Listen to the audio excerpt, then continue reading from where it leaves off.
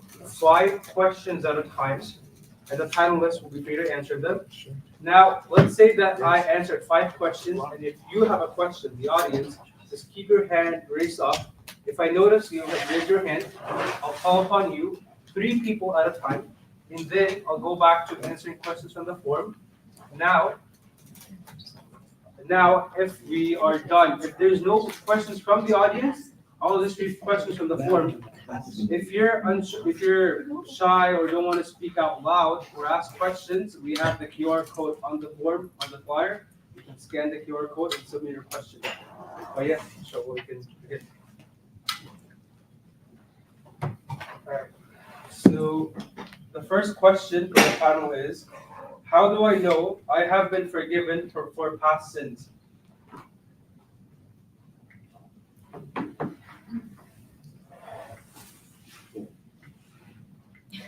Go ahead. Do we have a microphone? They're gonna bring. They might give us a mic. Okay. No, for the stream, just so that you know. Okay. Bismillah, alhamdulillah, salatu wassalamu ala rasulillahi wa ala alihi wa sahbihi wa man wala. Amma ba'd. Well, we hope inshallah everyone is doing well today. We ask Allah subhanahu wa ta'ala that He shows us the truth as truth and grants us the ability to follow it, and shows us falsehood as falsehood, and grants us the ability to stay away from it. To proceed, a person doesn't know. You never know. There's no surefire way of knowing whether you've ever been forgiven or not. However, what we do believe in is that if a person sincerely repents and follows the conditions of repenting, that we know that Allah subhanahu wa ta'ala will forgive them. So the question isn't whether Allah will forgive if a person repents. The question is, did they repent sincerely? Did they repent that remorse, that regret, that they try to fix what was broken, and make things right in their own life and in the lives of the people that the sin has affected. And Allah knows best. So the second question is directed specifically to Sheikh Anwar. Do you want to see if anyone wants to add to that? Yeah.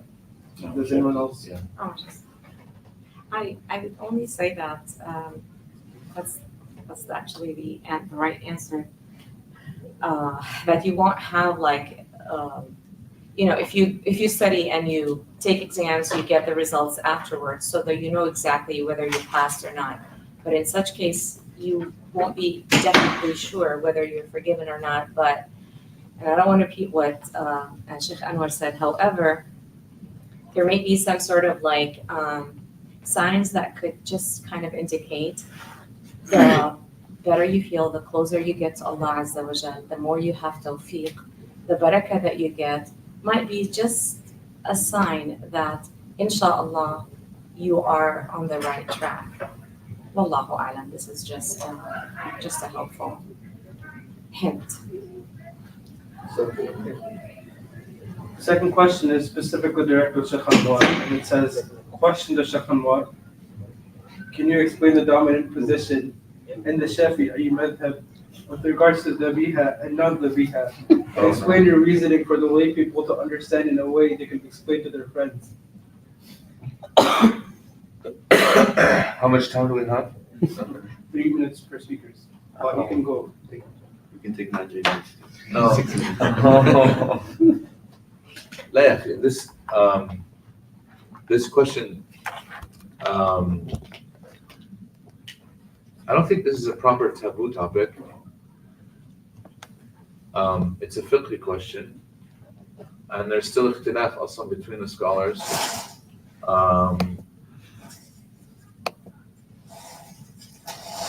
Is there a surefire way or a simple way of explaining it? Not necessarily.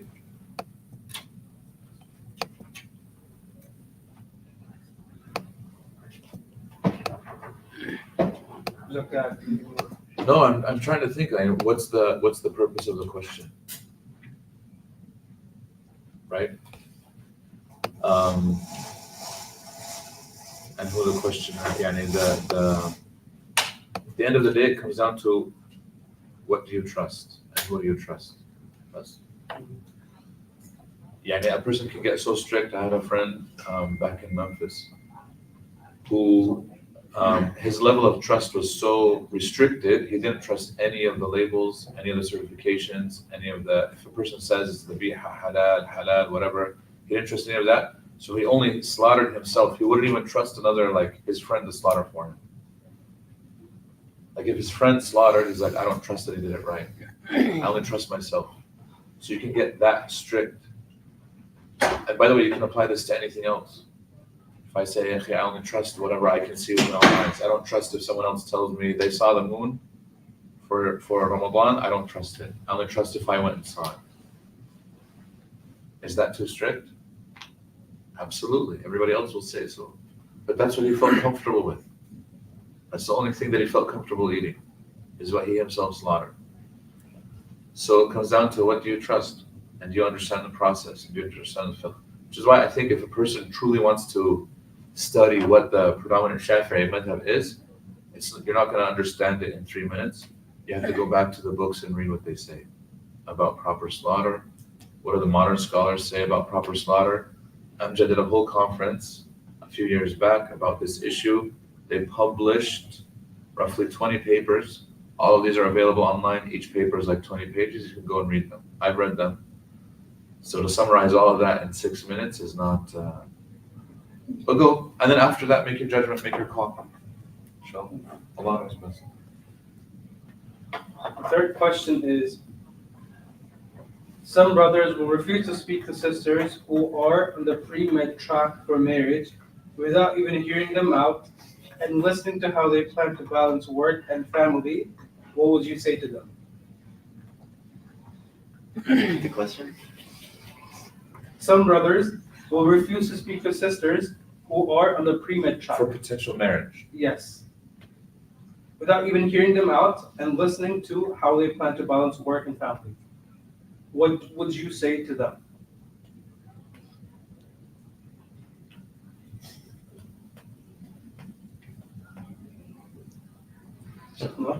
So can I ask a question? Yeah. Is this primarily focused on the fact that the woman wants to work and the man or the boy doesn't want his wife to work? Is this, because I don't understand why this is an issue unless it's talking about that. Do you agree, Sheikh Hassan? Is that what, I think that's what they're asking, right? Yeah. Is that what they're asking? I think Yes. He doesn't want to marry a concerned doctor. about her being swamped into like the field of studies as well as moving, because it's very restricting. Yeah. And he has to be dragged wherever she goes. So there are some consequences to getting married to somebody in the medical field. Specifically, she's Yeah. a female. So, I mean, the Prophet ﷺ says, "Tunkah al-mar'a li-arba'." A woman is married because of 4 things. One of them is limaliha. One of them is because of her wealth. So if she's a doctor, I don't know why that's an issue.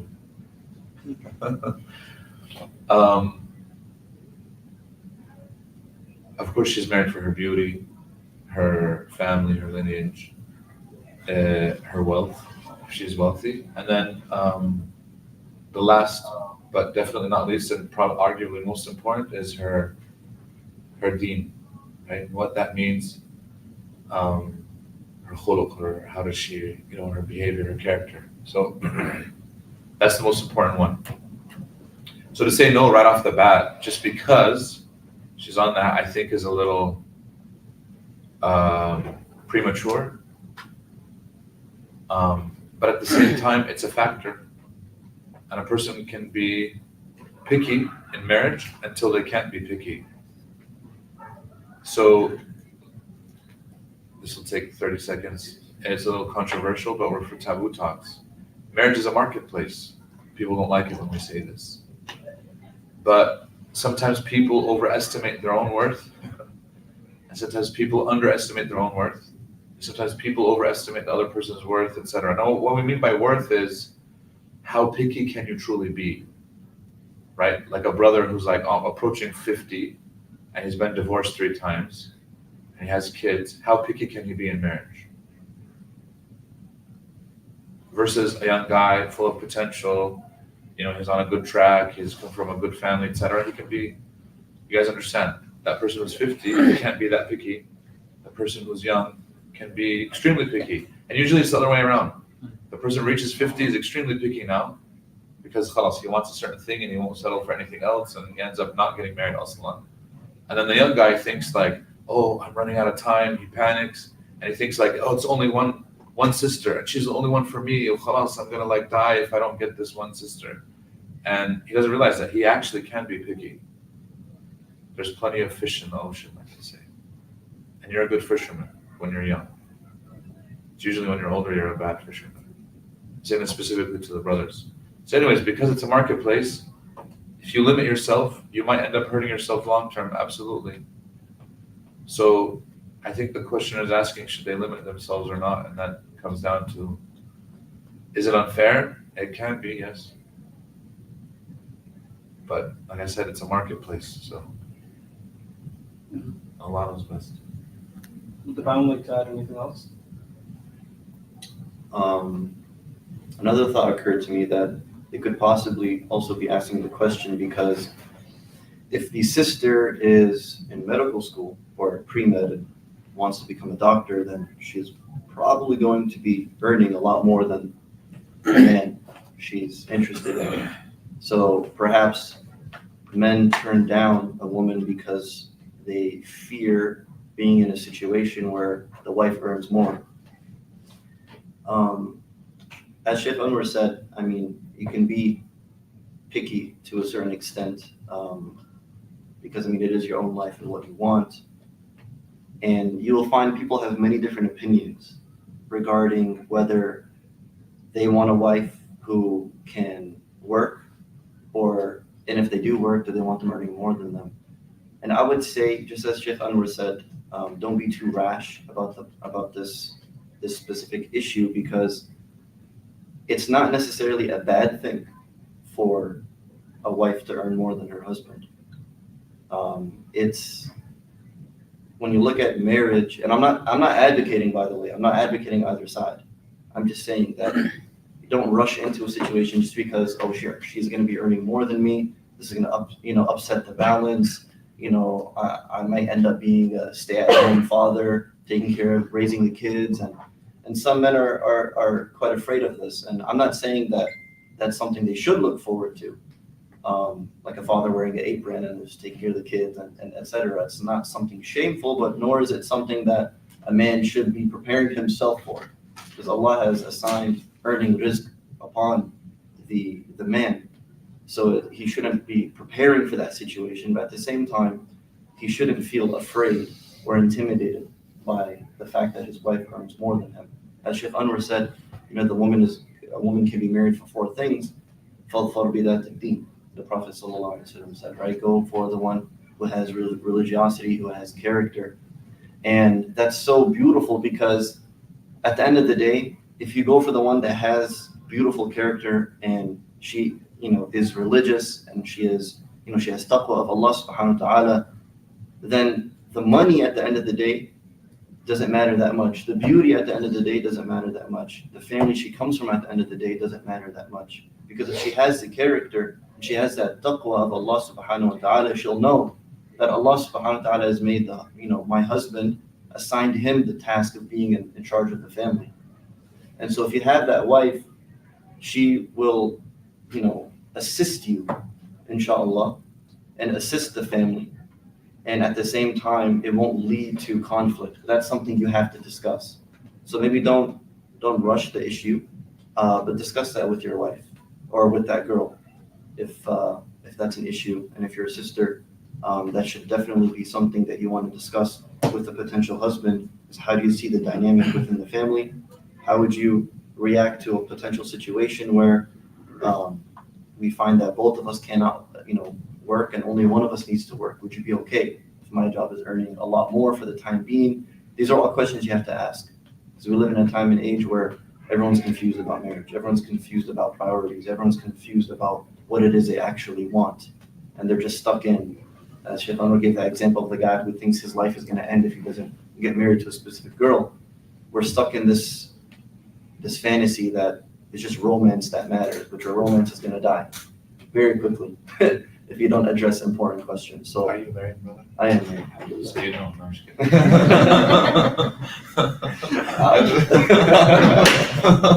Alhamdulillah. yeah, so I hope, but I don't know if that was beneficial. Can I tell a story? I'm sorry, but we're gonna have a lot of these, just to keep it. Brother came to me, middle-aged. His oldest kid is in his 20s, almost approaching 30. Youngest kid is in high school. They're going through a divorce, him and his wife. So he said he brought his wife over from overseas, put her through medical school. She became a doctor. He was an engineer, aeronautics engineer for planes and stuff. She started working. She started obviously out making way more money than him.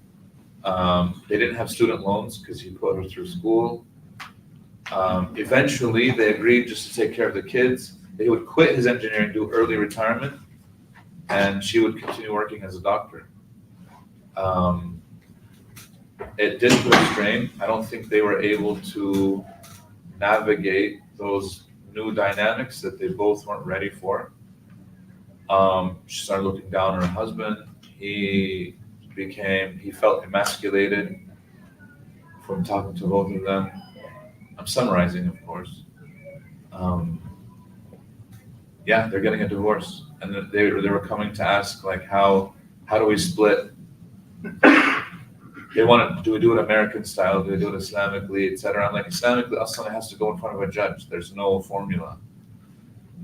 Because you guys are partners. They had investments. He had invested in like apartments and all these other things. They were both, they had money, so they were worried about how they divide all that up. Regardless, that fear of she's a doctor, it might affect our marriage, absolutely is there. I'm not gonna sugarcoat it, but at the same time, the opposite is also true. Plenty of husbands will have that men. The idea of man, it doesn't translate well in English. In Arabic, man is where I behave in a way where I have a favor upon you, right? So I remind you, hey, remember I did this for you, I do this for you, I do this for you. So the husband brings his wife from overseas or whatever it is, and he's like, hey, I'm the one who brought you to America. Hey, I'm the one who does this for you, and keeps on putting her down in this way. Do you think she wants to be in that marriage? Of course she doesn't. Right? That's a terrible place to be in. The opposite is true. Plenty of women, once they start to outmake their, out, they will put their husbands down. Like, hey, I'm the one who's paying the bills. As soon as you say this, what do you think is going to happen to the husband? Okay, I can pay the bills. I can go make my own. Understand what I'm saying? We have to be very careful with how we behave with one another, how we look at each other. It comes down to that. We can't, words really affect it. The moment you put your husband down, the moment you put your wife down, it's very hard to come back from those things. So the third question is, can we use contraceptives? We're just, mashallah, on a roll. Yelshik Hassan, you haven't spoken, this is for you. Now, actually, I want to talk about the second question. I think a lot of times I guess because the Sharia is so basic, but it works all the time. I think dua al-istikhara and just turning to Allah subhanahu wa ta'ala, because everyone has their own circumstance. Everyone is different, right? What may work for someone might not work for somebody else. And I think the fact that it is permissible for everyone to go to medical school, and everyone has, of course, different rulings for different situations. But I always think turning to Allah subhanahu wa ta'ala in the case where, like, hey, you start praying tahajjud, start getting close to Allah, that, hey, this is a decision where I fully surrender myself to Allah, that Allah guide me to what's best. I think these are moments where we should use these opportunities. I know when I was, there was a brother at USF 12 years ago, where I remember he did 40 days in a row. He's straight out made tahajjud for a situation, for Allah to guide him. So it was a win-win situation. And I think what Sister Hani was saying about even the tawbah part was, is at the end of the day that Allah gives you the tawfiq, the ability to get closer to Him. I think everything we do, even marriage, is a form of ibadah and worship. That's what I always remember. The reason we do it is because this is the only institution in Islam where we're allowed to have a relationship. So in pleasing Allah subhanahu wa ta'ala and abstaining from what's haram And then this form is that, you know what, this gets me closer to Allah. So you may even open other doors in life, because when you have taqwa, Allah opens other doors for you that you never thought of. So I think we should always look at the high, that I'm trying to get closer to Allah, right? So I need Allah subhanahu wa ta'ala to guide me to what's best. So then where there's dua, it's hard. So I think we should always look at that from that premise, and it will help guide. Because from the capitalistic, monetary, money view and all the other things, you never know. Things can always change. Because doctors, you never know. One day may not be making as much as other jobs. But then you see the best doctors in the world, like in Gaza, don't get paid much, but they're priceless, right? So we gotta change the lens of how we, I think, look at things, and it helps us make better decisions, and Allah knows best. Charlie can ask another question. Okay, so you're gonna find a range of opinions, but for the most part, contraceptives can be used. But there's a difference when it comes to contraceptives which are temporary and those which are permanent.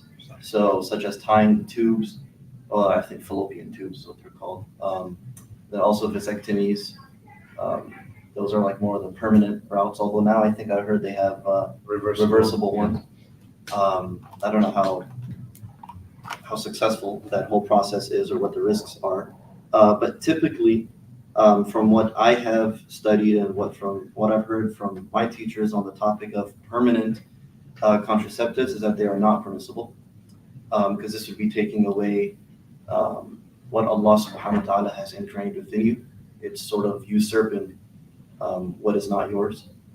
But then when it comes to temporary contraceptives, typically the answer is that they are permissible, although some scholars encourage their use and some scholars discourage their use. And so something that the Sahaba radiallahu anhum would actually do, so it's called azl. And azl is, they translate it as coitus interruptus. Yeah. And I remember the first time I heard this, I told my teacher, I told him, I said, sounds like the name of a Roman general who's always known for retreating from battle. Oh, no. So he looked at me, and he just shook his head and just continued reading.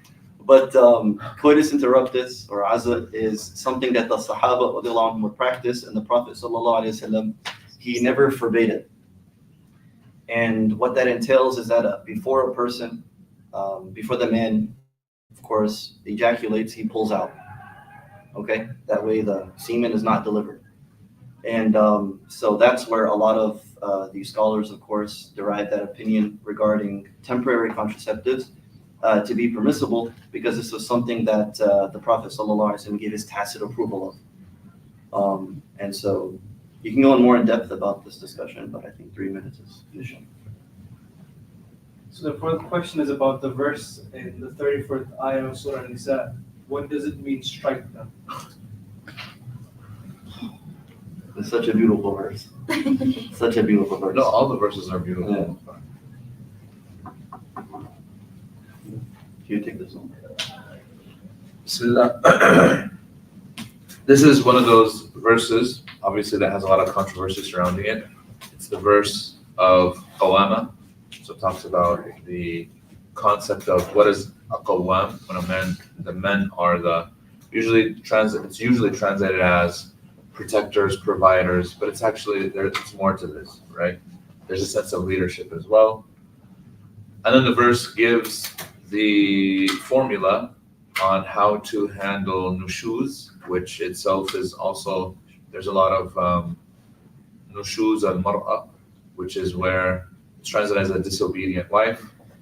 And then it offers the 3 steps, and they're supposed to be taken in order. One is to admonish her. Number 2, if that doesn't work, then he abandons the bed. If that doesn't work, then he's allowed to strike her, like what it says.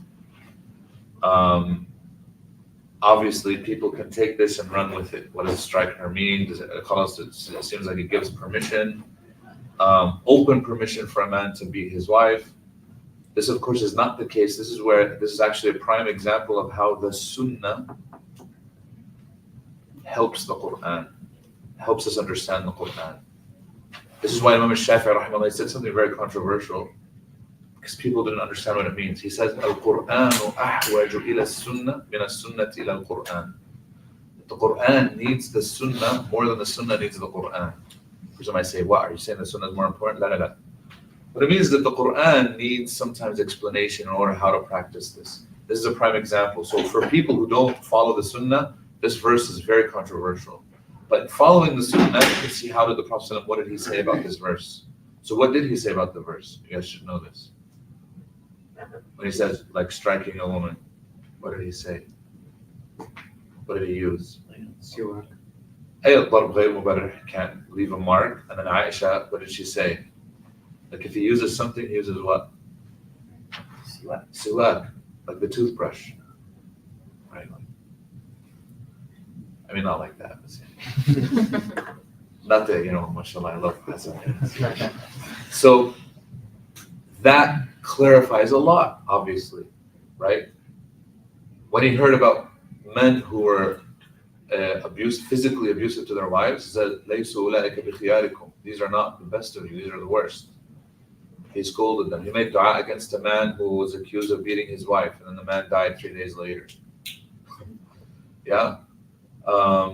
He warned Fatima bint Qais when she came to ask about 2 potential suitors that came. He said, this guy's stingy and this guy could potentially beat you. He said, neither. And by the way, the Prophet didn't mince his words. Like he didn't say like, oh, they're good, but there's la. He was clear, which by that tells you can actually, and if somebody comes to you and asks you sincerely, I need advice, you tell them how it is. Oh, you're asking about this guy? Stingy. Don't marry him. You didn't say, oh, mashallah, good brother. I see him at the masjid all the time. And of course he comes to the masjid. All those guys came to the masjid. He's telling you about the negatives. Why? So actually there's wisdom in this because when you marry someone, obviously everybody has positives. So you need to, for a moment, park the positives on the side and look at their negatives. Can you live with these negatives or not? Some of the negatives we can work on and change. Some of them, they will never change. Somebody's stingy from birth, it's almost impossible to change that about them. Deal with it. Can you live with somebody who's stingy or not? If you can't, move on. Like I said, there's plenty of fish in the ocean. It's not a... Okay, you understand what I'm saying? That's what he told Fatima bint Qais. This guy's stingy. This guy is known to, he beats his kids, his servants, and maybe potentially his wife. So he told her, don't marry any of them.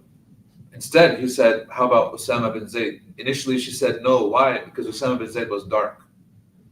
That's literally what she said. I don't want to marry him because he's dark-skinned.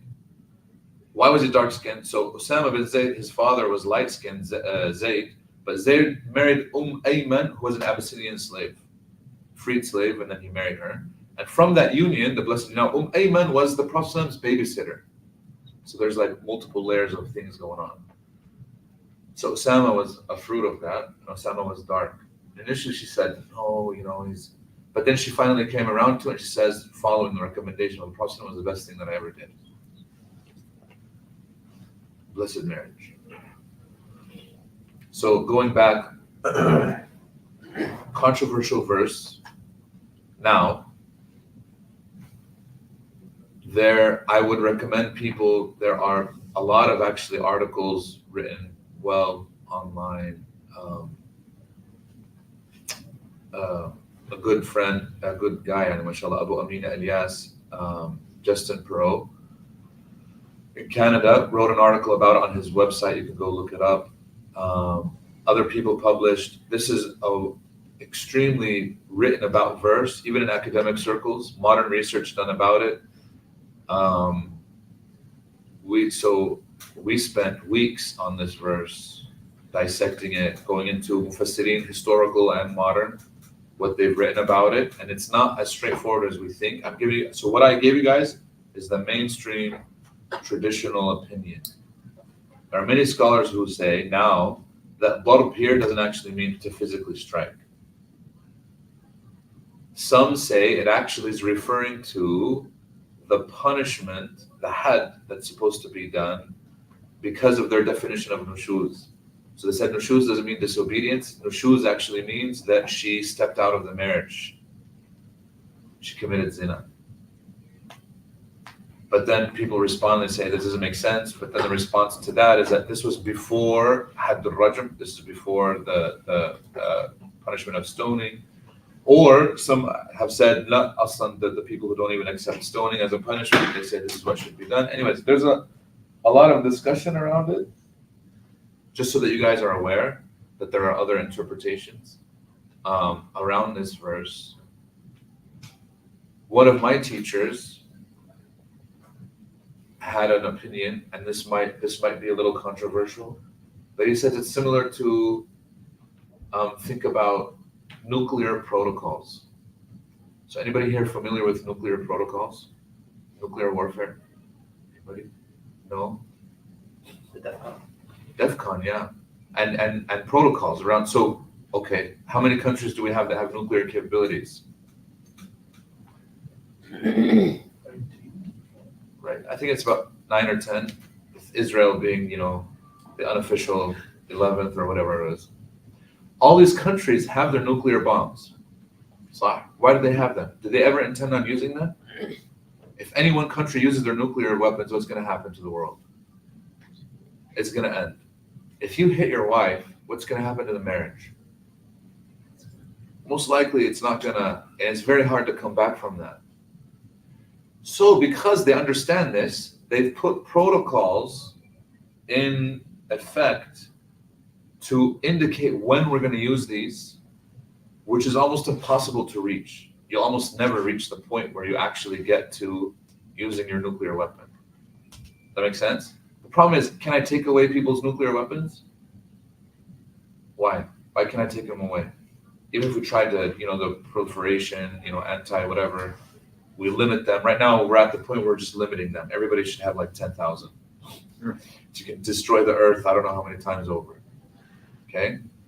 But we can't take them away because the knowledge of how to build one is there. Nuclear physicists are all around. They can build one if they wanted to. So we can't take them away anymore. Can I take away a person's ability to strike someone? If I have a fist, I have an arm, and it's healthy, I can use this to say sana, to say peace. And then I can also clench it, and I can actually physically harm someone. Do you guys understand this? I can't take away someone's ability to actually strike. But I can talk to them and say, hey, you shouldn't strike. Do you guys understand this? So instead, to regulate this from ever happening, the ayah actually sets steps. So if you're in conflict with your wife, don't resort to this immediately. Hey, slow down. Admonish her. فَعِظُوهُنَّ. You need to talk to her. If that doesn't work, then فَهْجُرُهُنَّ فِي الْمَضَاجِعِ. Abandon the bedside. And hajr is not 1 night or 2 nights. Hajr is abandon. Like it has to be, this is going to take. By then, so by the way, just to clarify, physical violence, is it ever well thought out, or is it almost always 9 times out of 10 impulsive? It's almost always impulsive. So by doing this, he's diffusing the situation and making sure that it actually doesn't get there. The person actually applies the verse. You'll never get to that 3rd step where you actually strike. But the strike is still there to show that maybe there's a situation where it's in self-defense, or maybe there's a situation where because what happened is, the Prophet ﷺ actually initially, before this verse was revealed, I don't know if you guys know this, he forbade women, he forbade, a woman came and she said, my husband hit me. So what did the Prophet ﷺ do? He actually issued, this is a correct hadith, he said, no man is allowed to hit his wife, ever. There's no circumstance where you can ever strike your wife. You know what happened afterwards? Does anybody know what happened afterwards? No man hit the woman more. La. No, he forbade it. No man is ever able to ever strike his wife. What happened?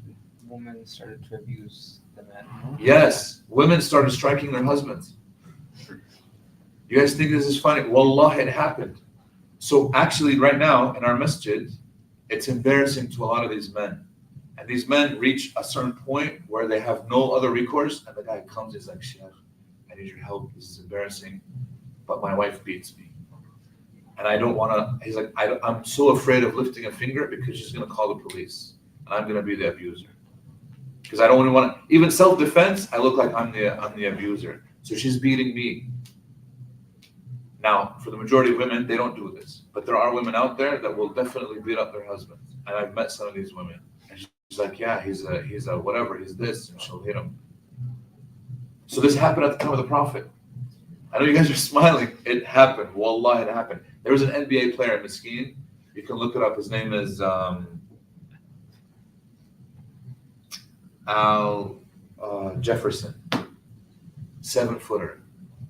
Was beat up every day by his girlfriend. And he never lifted, because if he even lifted a finger, he's an NBA player. She'll fly across the room. But she was beating him every day, and he was stuck in this situation. And when it finally broke, like Maskeen, he knew that the news was going to be bad on him. It was going to make him look bad. But it eventually did. Like, he got lawyers, he got everything else ready so that it was clear that I never touched her. She was hitting him every day. And he had bruises on his shoulder. Like, she was like, bah, bah, bah, bah. And he's just like he doesn't want to. It's terrible. So, this happened at the time of the Prophet ﷺ. And then some of the women, because unfortunately, there were many men who were abusive. So as soon as they were forbidden from doing so, the nisa, the hadith says that these women became defiant. None of their husbands like, hey, you can't beat me anymore, so I'm going to do whatever I want. Like, the only thing that was keeping them in line, which is not any else, you shouldn't even think of it that way, but was that. And when it was no longer there, she's like, oh, khalas, I can do whatever I want. Because they were so used to that. So then regulation was needed. Does that make sense? Because at the end of the day, a woman can also turn her hand into a fist. So can a man. So the Quran regulates it. It says there's a protocol. Since we both can go nuclear, we need nuclear protocols. That's literally it. There's a time and place, which obviously we never want to get there. That's why the Prophet never once did he ever hit his wife, his servants, his children, never once. And when he heard about men who continued even afterwards, لَيْسَ أُولَٰئِكَ بِخِيَارِكُمْ, and all these other things that actually show it, you shouldn't ever get to that point. Allah knows best. Sorry, yeah, go ahead. So the Rabbi is clearly not painful. The evidence from the hadith and this miswak, right? It's more of an emotional, And it's after all those steps. right? And so a lot of Christians bring up the hadith from Sahih Muslim that says one time Prophet ﷺ gave a painful shock to the chest of Aisha, and they say, why didn't you follow what the Quran says? How do we respond to that? Why was it painful? To Aisha. I wonder. Huh? I wonder. No, the hadith actually says. Because she thought that he was spending time with the other wives. Yeah, no, but not only that, she said the emotional effect of the Prophet ﷺ pushing her back is what hurt her, it wasn't the push itself.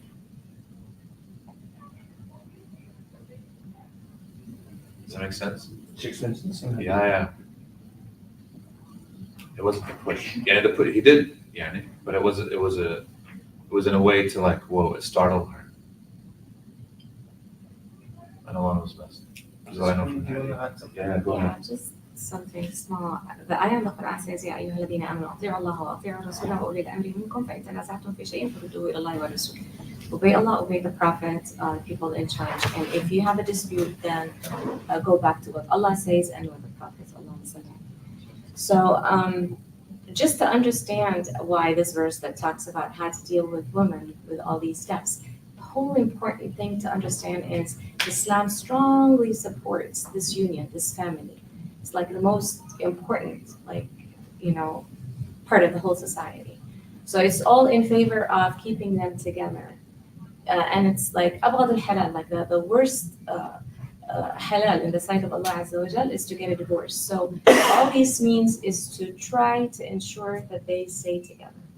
And the very last one, which is the striking part, is mostly for the emotional part. It's not the physical part, because it's like you're saying, I'm going to do the silent treatment. It hurts more than doing anything physical. So subhanAllah, it's all to ensure that they stay together. Yeah, I just want to add something, because I had mentioned when he first read that question, I said it's a beautiful ayah. And I stand by that. It's a very beautiful verse because every verse is beautiful in the Quran, and every hadith of the Prophet ﷺ is very beautiful. You know, the mushrikun were once, they were actually making fun of Salman al-Farisi radiallahu anhu. They were telling him, your Prophet teaches you everything about your life, even how to clean yourself. And he took that as a pride. He said, yes, even how to clean ourselves when we use the restroom. And that's what's so beautiful about Islam is Allah, the one who created us physically, emotionally, every part of our existence. Allah is the one who crafted all of that. And so Allah, when He gives rules and regulations, it's in line with how we can, as Sister Hanina was just saying, how we can thrive together, right? And what's so beautiful specifically about that verse was, I remember this is actually the year I was studying the verse when I was still in school, and it was when COVID started. And I remember, you know, normally people, they just were reading the headlines about, oh, what vaccine should you take, and the, you know, the potency of it, and blah blah blah, etc. And when's the next stimulus check coming out? But I just kept sifting through the information, and I came across so many articles. And one of them I remember in Mexico, after they started the lockdown, and I have nothing against Mexican people. So my great and good friends are half Mexican or whatever, very beautiful people. But what was the problem? When they started the lockdown, Mexicans drink lots of alcohol, okay? And so the government had to initiate an emergency response to create safe centers for married women. Not women who are homeless or on the street or had abusive boyfriends, whatever, married women to leave their homes and stay for a week or two at these centers where they basically waiting till their husbands get over their hangover, right? For them to, you know, eventually just sober up before they go back home. And so you have situations where, as Sheikh Anwar was saying earlier, you can't take away a person's ability to use their strength, okay? But what you can do is minimize it and limit it and cap it. And that's what Allah subhanahu wa ta'ala does in this ayah. You'll never find Allah subhanahu wa ta'ala, the Prophet sallallahu alaihi wasallam, speaking about, you know, how to beat your wife, all right? Or how to, you know, like make sure you hit them in such a way where they're not left with the bruise, but you inflict the most pain. You'll never find that stuff, because that's not the objective of Islam. Islam's objective is to remove pain, remove harm, remove suffering, remove disputes. And in this verse, Allah subhanahu wa ta'ala does that, as they explained. I don't want to repeat, right? But at the end, what do you find Allah saying? Allah is what? Aliyan kabira. In that verse, Allah subhanahu wa ta'ala starts off by saying how men are responsible for the upkeep of their women, but also at the same time, Allah is ending it reminding people that I am the most high, and I am the most great. If you think you're high and mighty, that you have strength and power, I'm stronger than you. Because right before that, Allah says what? لا تبغوا عليهن سبيلا. That if they stop that, what, you know, the Shaykh referred to, nushuz, right? That whole issue of rebelliousness within the marriage such that it breaks it down, that if that behavior is ends, then you are not allowed to follow through with that whole part of the verse, which, you know, and strike them. And when you really look at it, subhanAllah, and Sheikh Anwar also referred to it, when you look at all the opinions of the fuqaha, when they talk about how is darb, initiated, how does it take place? A summary of all of that is physical restraint. And that's exactly, when I spoke about it back when I was at Bayan with seniors there, I explained it to them. When you look at all of the explanations of this verse, ultimately what you're being introduced to is how to, in a moment where a husband feels he needs to physically restrain his wife in order to wake her up to this reality of her bad behavior, how does he do it? What are the limits of that physical restraint? How far can a person go? And that's what's so beautiful about the verse. Allah addresses that. He doesn't shy away from it. Before you go to the next question, there was a number of interpretations regarding this specific ayah that got spread at some time, and it was about the meaning of فَضْرِبُوهُنْ, and it was more of taking the meaning of ضرب from to stay away, because there are ayat in the Quran that says فَاضْرِبُوا فِي الْأَرْضِ, or like to be distant or to stay away. And unfortunately, I went back, I remember like doing try to check if that's the actual meaning. But the actual meaning is the physical part, but again, it's not the harmful part. It's for a bigger cause, for a better purpose. And there's one more thing so those explanations, sometimes people like run after, oh, so that was the right meaning for all those years. Oh yeah, 14 centuries they've been saying that, and now you figured out what it means. It's sometimes people try to sugarcoat things and try to make them look beautiful, but unfortunately. The second thing is that there's one more thing that normally in a relationship, the second phase of the relationship is the hardest part. Because as it is said, that the first phase is you're forming a relationship, you're getting to know the other person, what they like, what they dislike, all these things. You're just getting to know them. But when you start the second phase in marriage, which is the storm, it's usually the part in which most of the divorces take place, because people are not willing to try to work things out, and they go to the third one. Like they're not patient enough to try everything in their means to work it out to reach the norm. And that's So the fifth question says, can you please explain why women cannot hold positions of leadership in Islam as per the hadith, which says a nation is doomed to fail if it elects a woman as its leader? Also, why can't a woman never be a khalifa?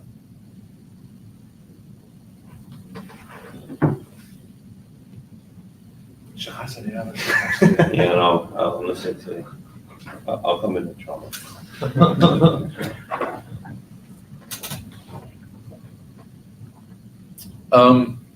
Bismillah. So in this hadith, so it's referring to a hadith of the Prophet ﷺ, لن يفلح قوم ولوا أمرهم امرأة, right? أو كما قال صلى الله عليه وسلم. There's a hadith of the Prophet ﷺ that, now this hadith, Sabab al-Wurud, is that he got news that the Persian Empire, after the death, there was their leader was killed by his son, and then there was a mutiny, all these, it was a mess. So after all of this, the daughter took over, right? So the Prophet ﷺ, upon hearing this, he says that the people who have assigned or appointed a woman as their leader will not be successful. Okay, so the question now for us is this for them, meaning the Persian Empire at the time? Because clearly they didn't, within a handful of years, everything was gone. So is it specifically to them, or is it across the board, any woman who is the leader at large, meaning for the entire society, that will never end up succeeding? Obviously, a majority of scholars take the latter, but there was a minority that took the former. So this is number one. Number two, even if we take it to mean the latter, meaning it's the leader at large, this does not negate women from any other type of leadership position. Does that make sense? So for example, people use this hadith to say, oh, a woman can't be MSA president. Have you heard that one? Yeah, it happened here in like 2000. Oh, it happened, yeah. Because I heard it back when we were in Utah. Same thing. There was a sister who she was elected president. This is like 15 years ago, and the community, everybody is upset. How can we do this? Well, I'm like, yeah, this is not what the hadith clearly intends. Does that make sense? It doesn't say anything about that. It's an organization. Because if you take it to mean that, she can't be a business owner. She's a leader. If you own your own business, are you in charge? Are you a leader? Yes or no? Yes. Right? If you're a doctor, you run a clinic, you're a leader. Clearly, that's not what it's meant by it, right? So on an organizational level, nothing to prevent that. In fact, Amjad had a whole conference where they discussed this, and they said women in positions of leadership in organizations, not a problem. That's clearly not what's intended behind the hadith. As for khilafah, that's a whole different issue, aslan. Not only a woman, the controversy over khilafah, I don't know if you guys even know this. there are ahadith that seem to indicate that a Khalifa has to be an Arab, cannot be a non-Arab. This is true. And there are hadith that indicate not only do they have to be Arab, it has to be Qurashi. And there are hadith that seem to indicate that he actually has to be clearly like Qurashi. Some actually might indicate he has to be from the family of the Prophet, even within Sunni tradition. Okay, which is like the Abbasid Empire in its entirety was, they were clearly from Ahlul Bayt, even if the Shia don't like it. They kind of have to deal with it because technically they are from Ahlul Bayt. So the topic of Khilafah, if a woman can be Khalifa, is moot. It's not even, that's no. Because also we have other lines to be dealt with. And that's why there were some scholars who were under the opinion that the Ottoman Empire wasn't a true Khilafah because of this. Does that make sense? Yeah. Obviously, we accept it. Yes, it's fine. It's not a problem. But for a while, people didn't because of the whole issue of they're not Qurashi. I read that somewhere that a woman is allowed to be a leader in the situation where she's able to maintain her hijab. But if she's in a leadership position and she's not able to maintain her hijab, she's not eligible to be in that position. That's what I read. What does maintain her hijab mean? As in, like, she is like not unnecessarily free mixing with like other men, or that she is not spending time along with men. Is that a valid? Sure. Okay. Yeah, she can't be alone. Khulwa, etc. Does the panel want to add anything? Actually, I'll add something. So what he said is where a lot of the reasonings, if you read like Imam Ghazali and among other scholars, they talk about that. They use also the emotional part. But those things also apply to any job, right? It doesn't necessarily have to do with leadership position. It also applies to men also, right? Especially in our time. And they have studies now about corporations making new rules because of sexual harassment and what happens at the workplace in corporate America and so forth. So I think leadership. I think if you look at reality on the ground now, because there's a lack of men leading, women are leading most of the Islamic schools, the weekend schools, a lot of the activities and programs. It's become widespread. So I think one of my chapters, he wrote actually a whole thesis about this, even about women being khilafah.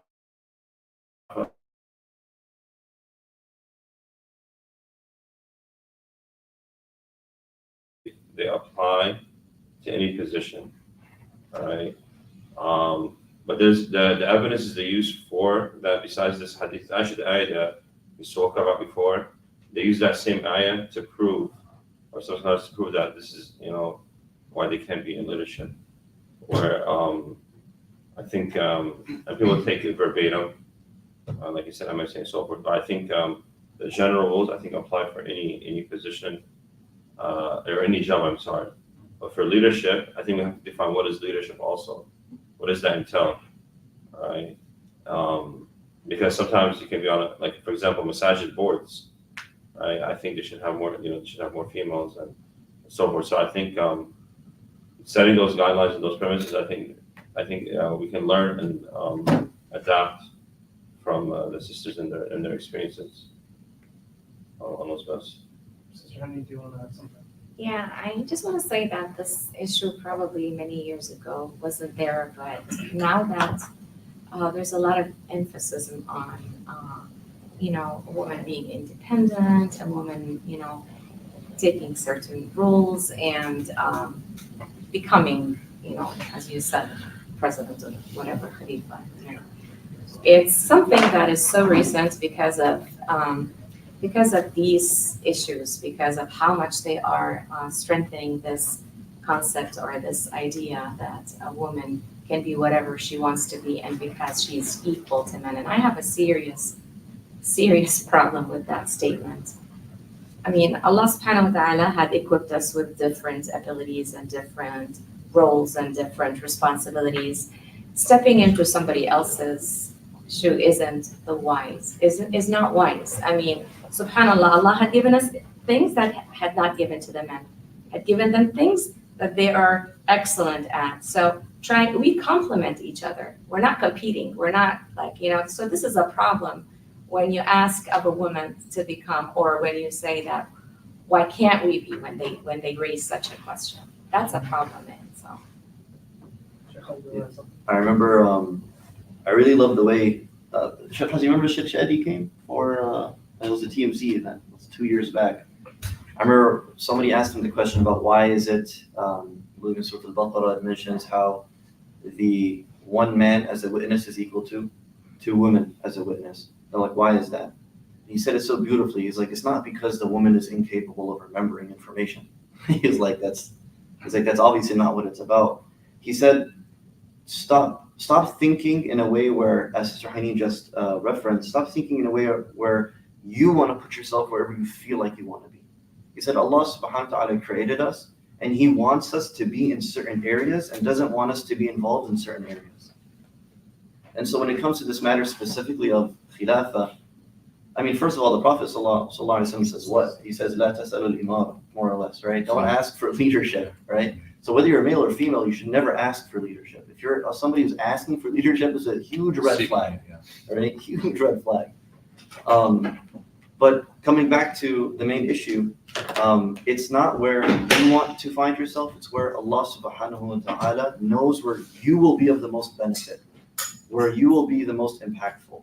And so Allah subhanahu wa ta'ala doesn't want, for example, if we go with this understanding, Allah does not want, a woman to be in the position of the Khalifa. Khair. Our whole purpose in life is to live according to how Allah subhanahu wa ta'ala wants us to live. To make decisions that we know will please Allah subhanahu wa ta'ala and not result in His displeasure. It's never about fame, it's never about gain, it's never about trying to build a name for yourself and a lasting legacy where your children will have pride long after you've passed away. It's all about how can I die in a state of which Allah is happy and pleased with me. And so that's just something I want to add. I want to add one more thing, and I'm sorry that we're stretching it too long, but I remember when my parents sent me to the United States to study. I came here to do my master's, and I was supposed to start my PhD, but anyway, I remember my mom told me one thing. She said, you could have 10 PhDs, you could do this, you could do that, but at the end of the day, when you get married, just remember who you are. You're a woman, and respect that. My parents, like from the Middle East, sent me a girl that was 30 plus years ago. You would think that they were like pro-education, but at the same time, like they had to make sure that we understand what our roles are when it comes to marriage. And that's something that we should carry for the rest of our lives. In half of my fights, I'm gonna tell you, I worked as a high school teacher. I always bring, not this particular story up, but I always bring the story or the importance of the hadith that I always have fights with my students, which is and we always have this problem that whoever, the woman who prays her 5 and fasts her month and she obeys her husband. I always have this issue with them all the time. And if there is something, I don't know, what's the opposite of feminism? Is there something? I don't know, masculinism? Is there such a word? I have no idea. I made that term up. I'm totally it's so. I'm only trying to ensure that those girls, when they go to college and then inshallah they get married, they understand that it's a relationship to work together.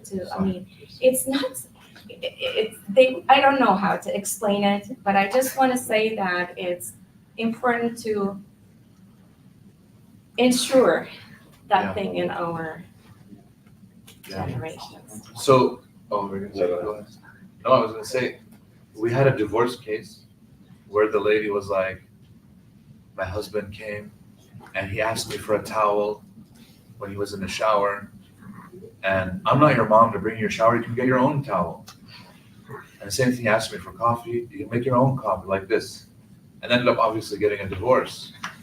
And she had this mindset of, he's treating me like his mother almost. I'm like, I never asked, like, I'm not, I don't do that to my own, but I don't know what people's relationship with their mother is, aslan.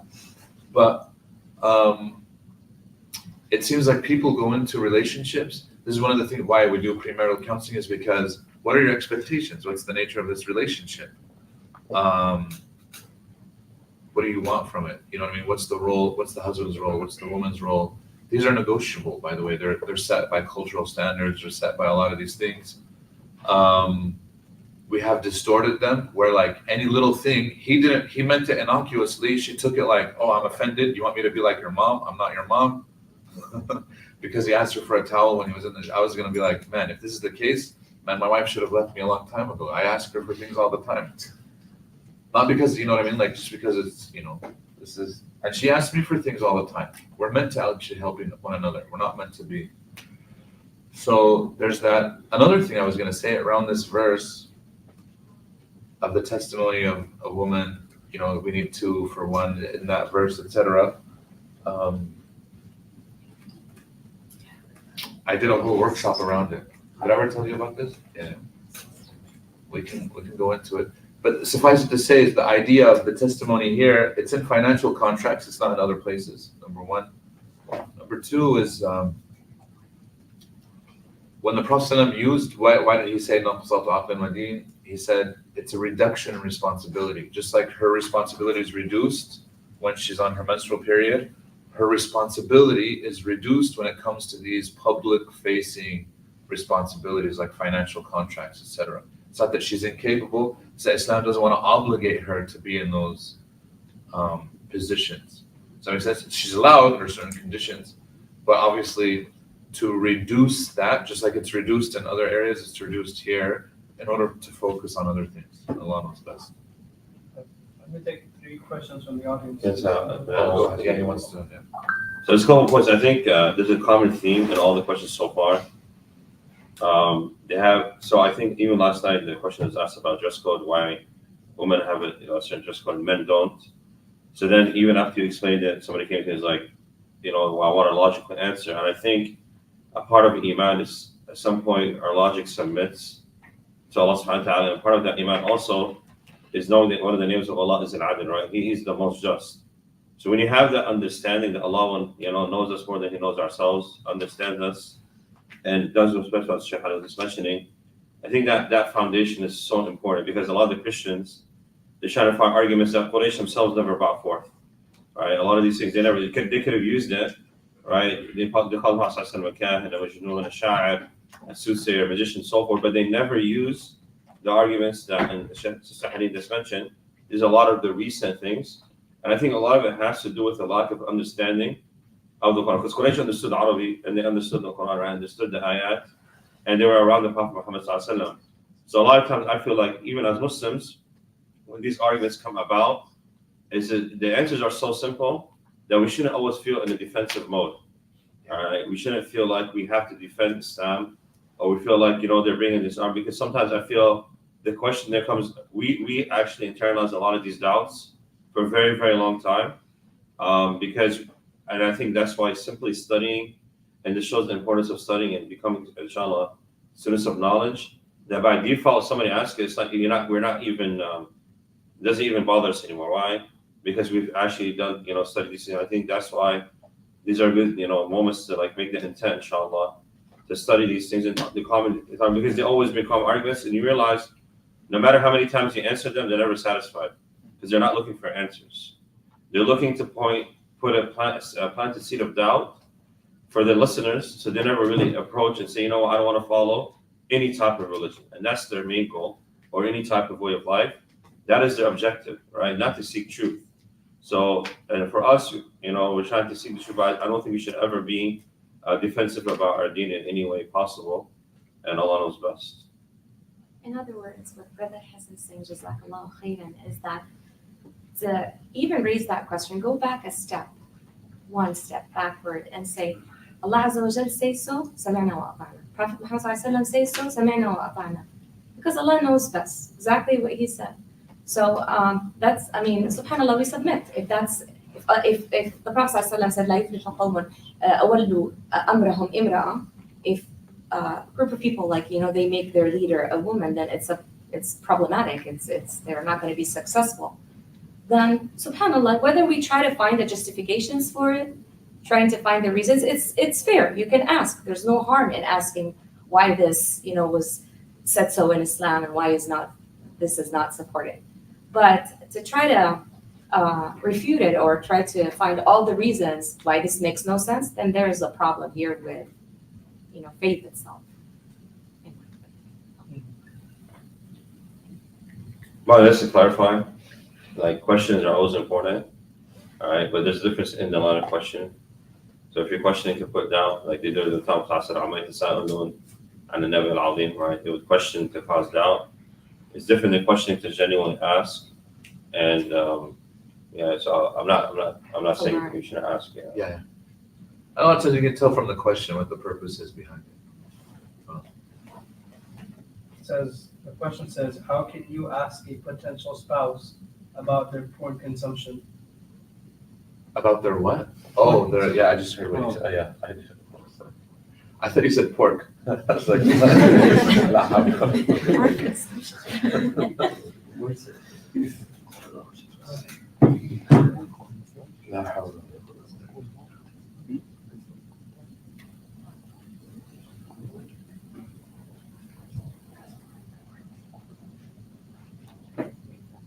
Potential spouse or the actual spouse? Potential spouse.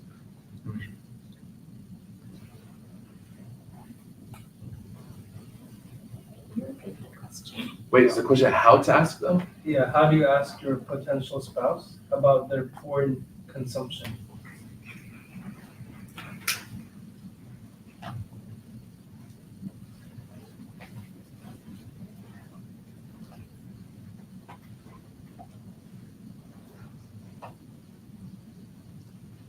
I'm thinking about what's the question behind the question.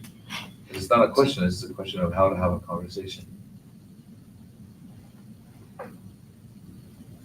And there are ways to navigate difficult conversations. But the issue is, aslan, yani Allah musta'an, the proliferation of such a problem in the Muslim community to the extent where it's tough, Allah. How do we eliminate it? How do we handle it? And how do we have those conversations between the spouses that they understand, if the person is struggling with it, how to address it? And how do we get some of these people to quit? And by the way, it's in both the brothers and the sisters. And sometimes people think that, it's only the guys. Man, subhanAllah, we've had cases where, it's the opposite too. So may Allah help us and protect our families and our youth. Ya Rabbil Alameen. I think that's the deeper question. Sorry. Have a conversation. If you're not comfortable enough, I think to have such a conversation with a potential spouse, you got to think about your potential spouse. It's obviously, so there's a level of, you don't want to expose your sins. A person shouldn't expose their sins. But at the same time, if your spouse isn't someone who will help you battle your sins, that's also an issue. Because that's the whole purpose of marriage.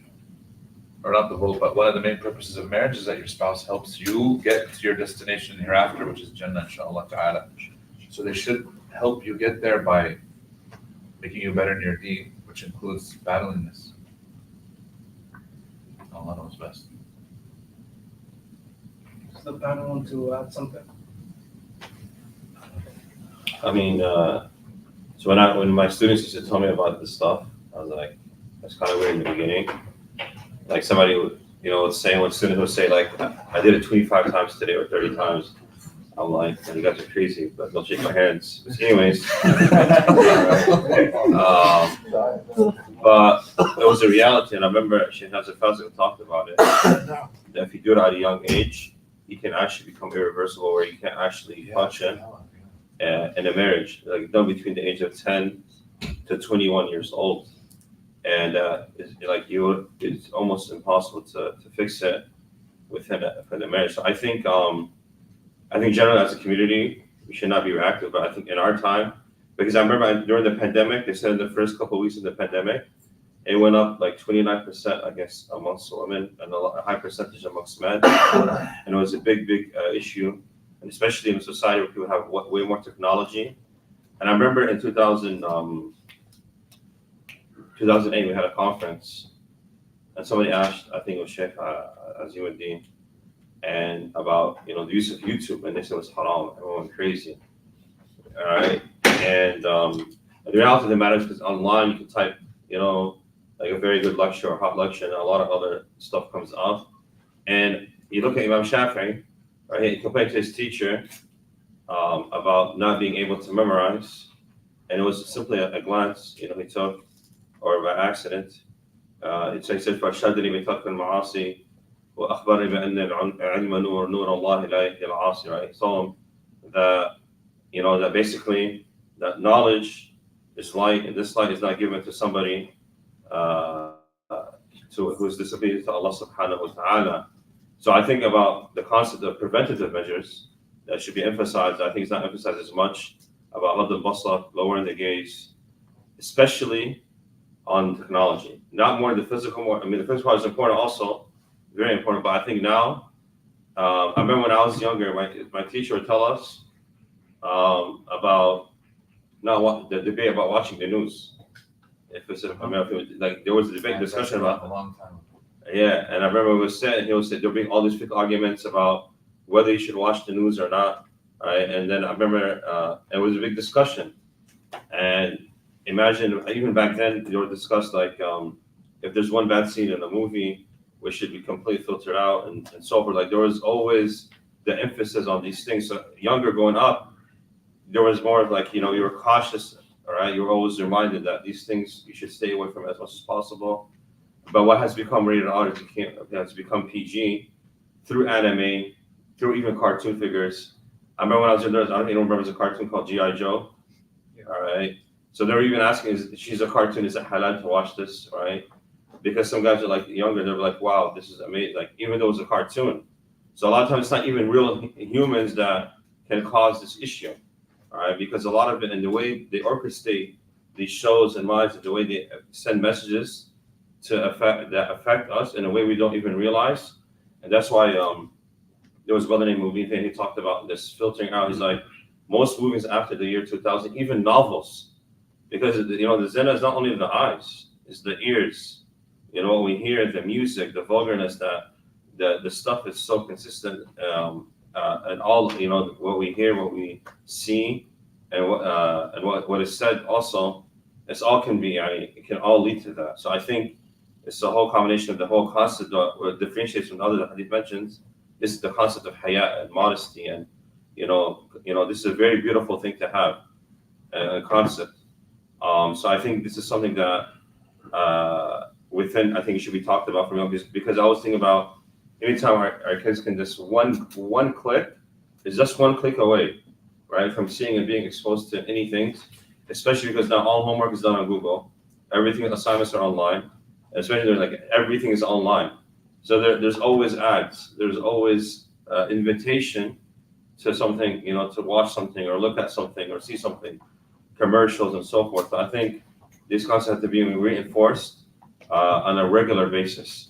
And that's why having good suhbah and companionship is important, that by default, by being, and say you don't learn anything about halakha or from taboo, by this being in the presence, in an environment, like in Darsa, I think they have this event called Unplugged next week, right? And the whole idea of the event is that you completely unplug from it. I don't remember the last time I went to Tahajjud or Qiyam al-Ramadan where people completely unplugged. Right? It used to become, when I was a kid, they were strict. Like by 11 o'clock, like you weren't even thinking about cell phones. They weren't in existence. Now, people are going out, people are on their phones. So the whole idea, and that's why they said, remember the Imams conference, the Imams conference, they said that they think a part of fasting should include fasting from technology, where you fast like 2 hours a day without using any type of technology. That this is enforced, but if it's around you all the time, and there's no limitation. So even now they're thinking about the chef, they're thinking about how to limit, right, this, even when it comes to fasting, because even some will say, and one student asked me, Is it okay in Ramadan to play video games for 10 hours, all right, or to do this for 10 hours, all right? So the thing is that I think the whole concept is that we should go to the core. There's a lot of symptoms, but the core of it is going back. How can we establish hayat and modesty, especially in this society, in this environment, to protect that from happening? So then, when it comes to that conversation, you can't expect somebody else to solve your problems in a marriage, 100%. But I do agree with Sheikh that we should help each other, but it should be addressed from the beginning, because never ever think that the solution to it is marriage, because that's what many people tell yourself. Once I get married, everything stops, right? And it doesn't happen like that. It happens probably in the first phase, but eventually, right, it comes back, right? All the other things. So don't people think that by just doing this marriage thing, it's gonna automatically solve a lot of issues. The reality of the matter is, it should be addressed before Allah knows best, inshallah. So both parties need to ask that question. They shouldn't shy away, especially in these days, because it's a huge problem, if God forbid. But you should look at it as if it's addictive. It's like drugs. So people need to ask that question to ensure. And if it depends on how strong the other party is in willing to help the person get rid of such a thing. It's very destructive. No, was it 2 weeks ago? A sister came and she's like, Sheikh, every single suitor that I've talked to, every single guy that she's talked to for marriage had this issue. I was like, man, please. But then she was like, I'm not so innocent either. I'm like, oh, Allah. So, I asked her, so why are you saying no when you also have the issue? Does that make sense? And she was like, because I know what it is and I know how destructive it is, and it was almost like she didn't want to confront her own problems or even acknowledge them. Like, you have to, and she's like, I also vape and all these other, and I was like, this is like yeah, it's true, this happens. These unhealthy lifestyles, you know what I mean? That's, we gotta disconnect from a lot of these bad men. Vaping is another big issue that's happening. And it's all hidden, right? Clandestine. People hide it from their loved ones, they hide it from, somebody was saying like, pornography is like fast food. Obviously, everybody here, you guys know fast food is not good for you, but it's convenient, it's easy, it's instant dopamine, all those other things.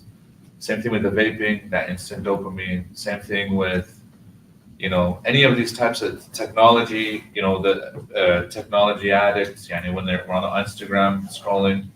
Man, I thought, just seeing people there, I'm like, man, it's way too much. I'm like, I don't want to put them on blast when this is recording. So my cousin last night, I'm telling him, man, just turn off your phone, go to sleep. He's like, no, just a little bit more. And he's still scrolling. Yeah, you can tell, like, this is, like, I don't want to sleep, man. Turn off the lights. It's like, Allah khair. Gonna sleep until 4 a.m. Do you think he was dealing with the trauma of being left by you? I'm sure there's a lot of things going on. Absolutely. That's what I'm saying. I don't want to put him on blast. I'm just saying, there's a lot of things going on. We have to disconnect. I'tikaf, like you said, in Ramadan, we put a rule of i'tikaf, no technology, no devices. Nobody showed up. They couldn't be away from it. What do you mean? I can't have my phone?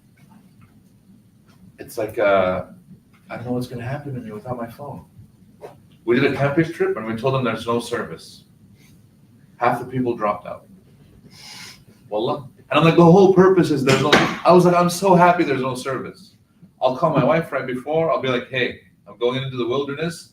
I'm not going to contact you for 2 days. Deal with it.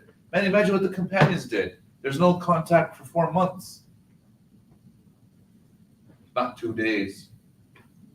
I was so happy, man. I put my phone, I turned it off, I threw it in the phone in my car, and best 2 days of my life. In recent memory, So you guys understand, you don't know what you're missing until you're truly, you gotta. Life is dangerous, man. No, you're right. We went backpacking in Alaska Uh-huh. 3 years back, and this, even if you want, Yeah, like yeah, so you just turn connection, on. you can't have it. Yeah, uh-huh. And it was so beautiful, so beautiful. Liberating. Yeah. Nobody's contacting me, nobody's calling me, nobody's asking me questions. I just got a text right now. Sheikh, is it okay to show my hair to my uncles from my mom's side or my dad's side? Go. I think if you did Umrah without technology, it would so well. I keep. Half might get lost. Trying to find Which is a qibla? Okay. Wallah, we had that question. Somebody asked in the hotel, like, which, I don't know, are you serious right now? Just go ahead. Yeah, anyways. Ram, you had your hand up? Yeah, Handy was referencing like the stages of the relationships.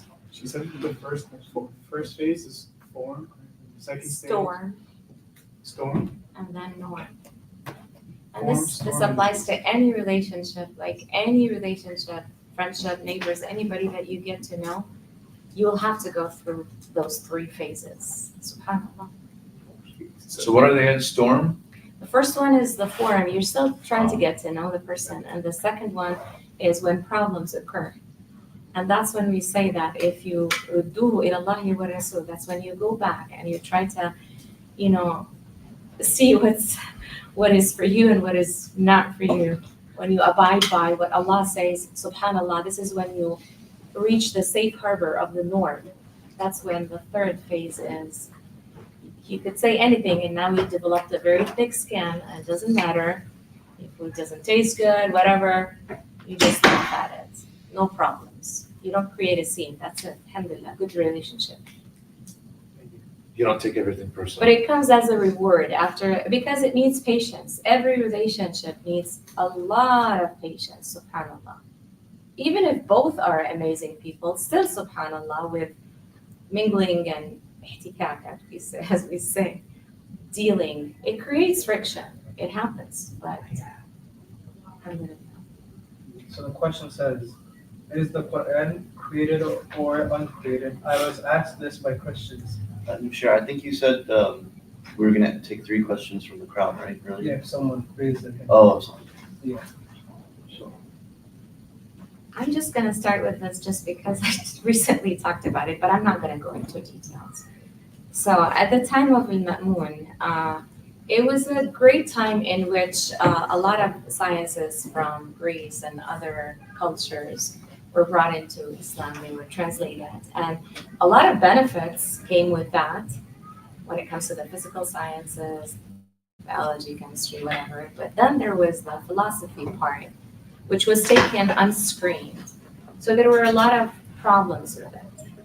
And Al-Ma'mun had supported the notion that the Quran is created. So what's the problem with saying it's created? You tell me. Why is it a problem?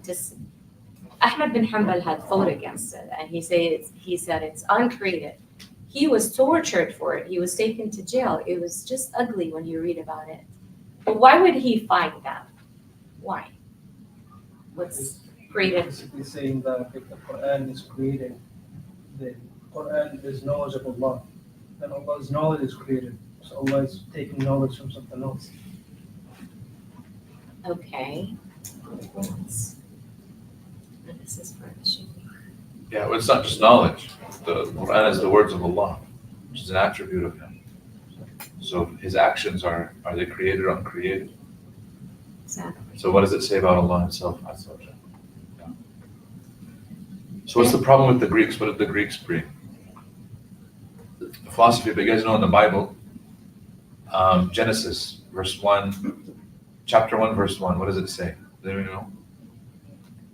In the beginning there was the word In the beginning there was the Word, and the Word was, God, and the Word was, made flesh. no, God, God.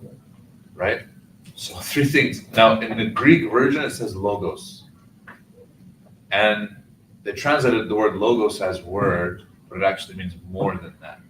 That's where we get the word logic from.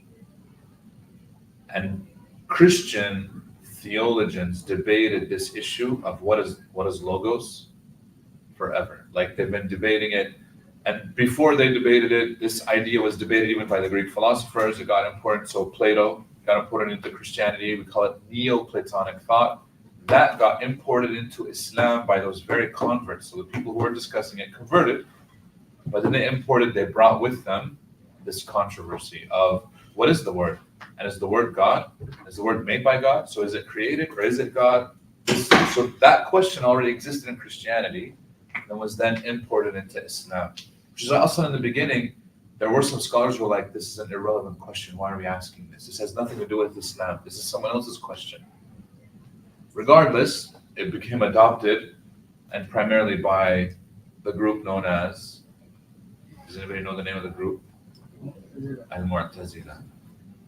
And they adopted the idea and they adopted a lot of these Greek philosophies from a thoughtful point of view. And by the way, a lot of them, it's not that they were intently malicious. They were sincere in their attempt that they believed that Islam is very logical, it should be very rational, we can rationalize almost everything, etc. And this was one of those things. There's a good paper on this. I don't know if you read it, Sister Haneen. It's called the Mihna, so the whole controversy. The Mihna as self-preservation by the Mu'tazila. Have you seen this? Yes. It's an interesting theory. I think it makes a lot of sense. Mu'tazila were on the decline, and they went hard in pushing their ideas down the Muslim community, and it backfired, obviously, because after this controversy, the Mu'tazila almost disappeared. In fact, right now, the only, I don't know if you guys know this, the only way that the Mu'tazili thought continues in the Muslim community is through what? Does anybody know? All of the Aqidah issues that the Mu'tazila had in 400 Hijriya were imported by the Shia, the Ithna Ashriya. So current Ithna Ashriya Aqidah is actually almost 90% Mu'tazili from the Greek philosophers. And it's because there was a marriage of the two. The one was on the decline, the other one was, and there was kind of like a partnership, and they adopted a lot of those ideas. Called Abdul Jabbar. A lot of this has gone to history. So current Ithna Ashri Aqidah-wise is completely Mu'tazili. Why is it called that? Because that's where it came from. As Mu'tazili in the sense of like what their belief in Qadar, or their belief in I mean, like the Ithna Ashriya, like. Oh, because of they're 12ers. I mean, they believe in the 12 Imams. So because we have seveners, we have fivers, and the seveners there's multiple types. Yeah. Because they believe in 7 Imams. It's like all of the Ismailis, they're seveners, and there's 3 types of Ismailis. The Zaydis are fivers. They're the main group that's left. And also, I'm very, very brave when you say something is created, it will have to come to an end. Every creation has to come to an end, and we don't believe that. I Plus, think that's one of the main arguments they bring about yes. the mortality. Yeah.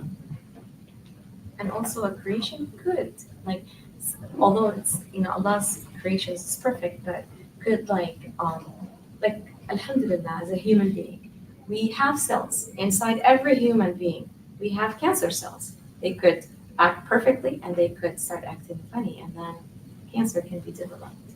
So a creation could have, there's a potential problem that could happen. So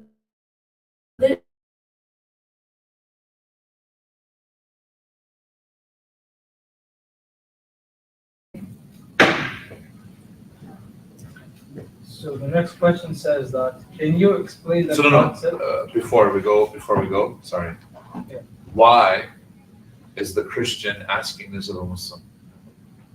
Create doubt. Yeah. And because, so for the average Muslim, do they know the answer to this question? If they've never studied the Mihna or what happened? They don't know. So to cause doubt. And by the way, because the Christians already discussed this, like heavily within their own religious texts. For Muslims, it seems very strange. Like, what is this? Because it doesn't stem from the Quran or the Sunnah. This happened at the time of Muhammad, 200 years into the Islamic Empire. So clearly it's meant to cause doubt. If you're ever asked a question and you don't know the answer to, what do you do? What do you do? For those that took our Dawah workshop, what do you do? Especially you're asked by a Christian. He's asking you a controversial question. What do you do? Huh? So you don't know. I don't know. And then? Let's find out together. That's one. Let's find out together. Let's find out together, sure.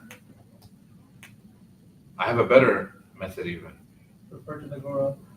Yeah, but exactly. So what do? I said, I don't know the answer to this question. Let me tell you a little bit of what I do know about Islam. You understand? We believe in God. Do you believe in God? Yes, I'm Christian. Oh, we believe that God is one. Oh, I believe it's part of a Trinity. Oh, that doesn't make a lot of sense. And then you go from there. Now we're going to discuss, the core, the whole issue of the Quran, created, not created. You understand what I'm saying? So now we can get into.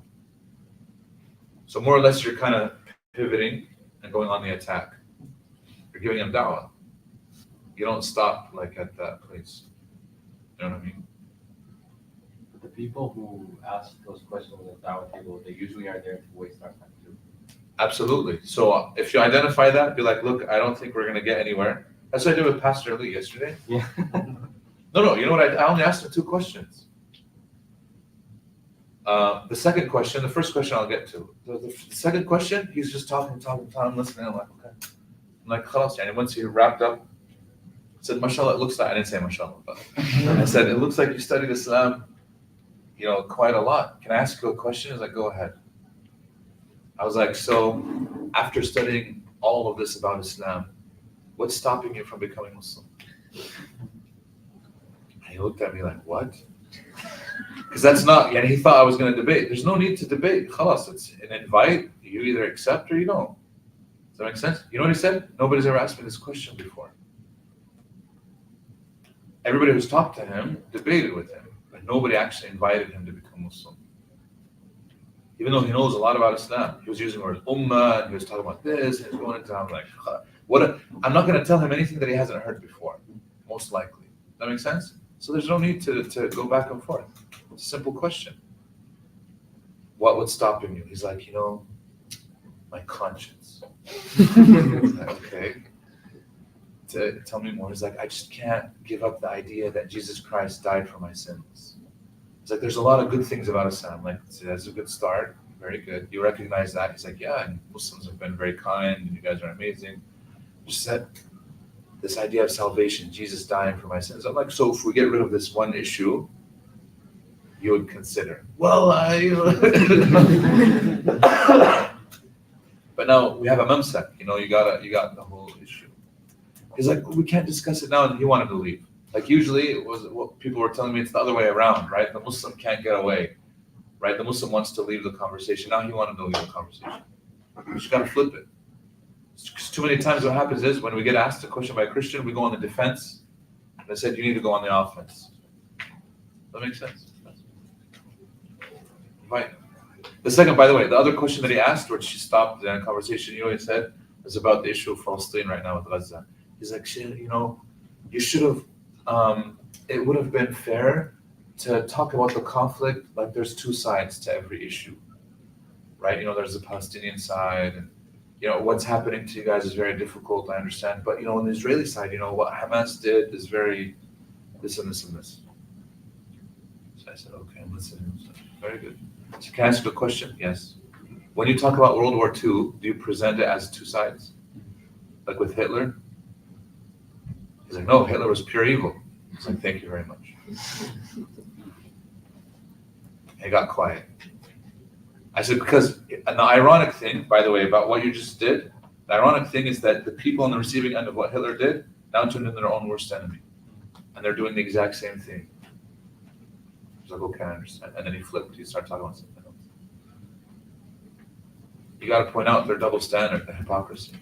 If you don't present other wars as being 2-sided, there's one side. He said pure evil. I said that's exactly what's going on now. It's not 2 sides. Allah knows best.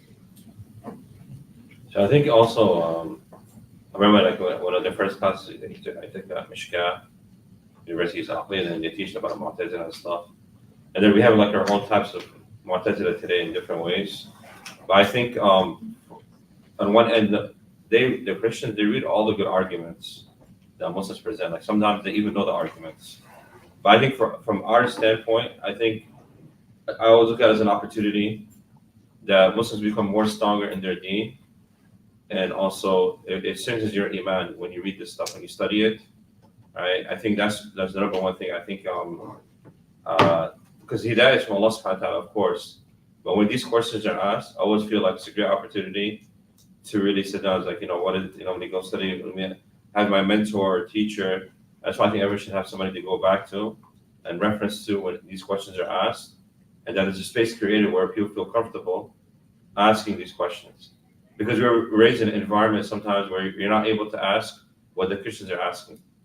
It's like during the time of the Prophet ﷺ, the companions would wait for the Bedouins or travelers to ask questions because they wouldn't ask the questions themselves, or they were shy to ask them.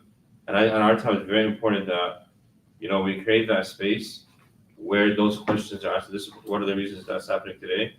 But it's a great opportunity, I think, because once you study and read like what Imam Ahmed says and the debates they had and how they use the ayat in the debates, and I think it's on YouTube too, some of it.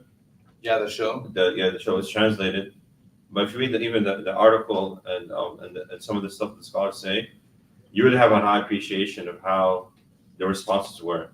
Even also by Imam Shafi'i, Imam Ahmed. It's really good. So the next question is, can you explain the concept of what the right hand possesses?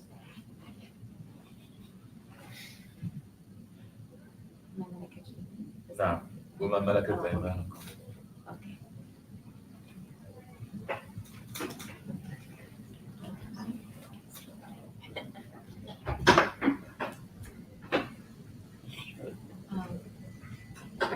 There's a book. No, I'm not going to answer that. But there's a book, a beautiful book for, is it Jonathan White? I don't know. Jonathan Brown. Jonathan Brown. Yeah. Islam and Slavery. It's a huge book. I mean, if you want to read it. It's a beautiful book. That's the answer. I think I read it when it came out. didn't Abu Amin Ilyas also write? Yeah, he wrote about this. Remember, I saw him blogging theology. Yeah, I think he wrote about it. Yeah. He likes to delve into these controversies, which is good. Yeah.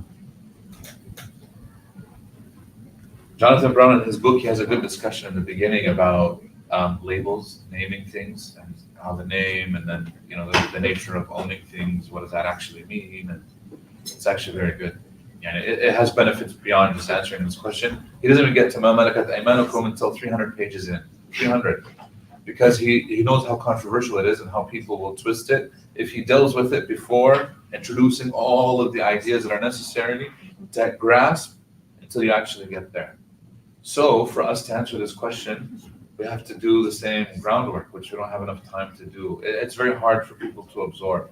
He even talks about the issue of consent and the issue of harm in Islam and the issue, there's a lot of issues that go into it.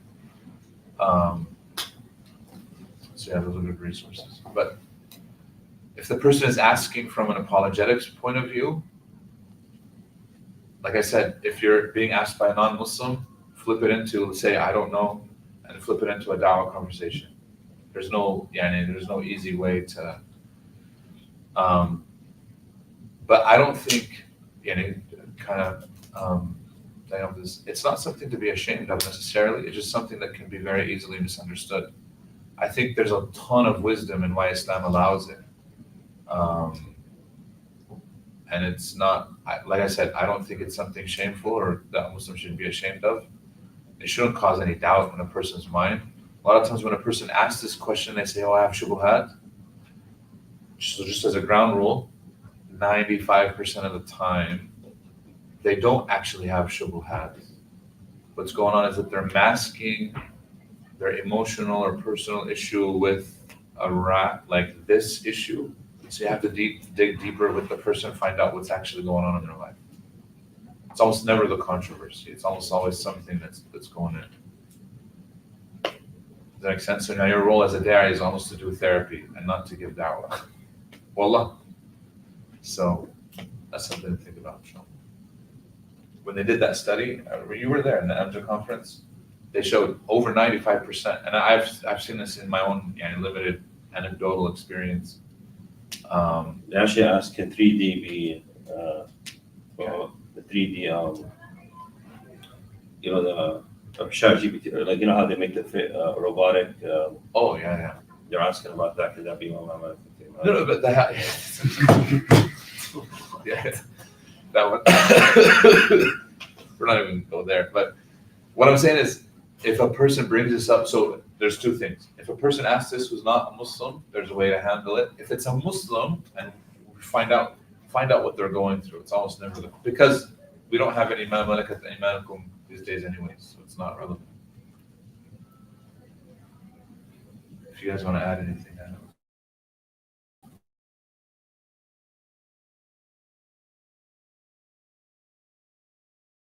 Curse a woman if she refuses to be intimate with her husband.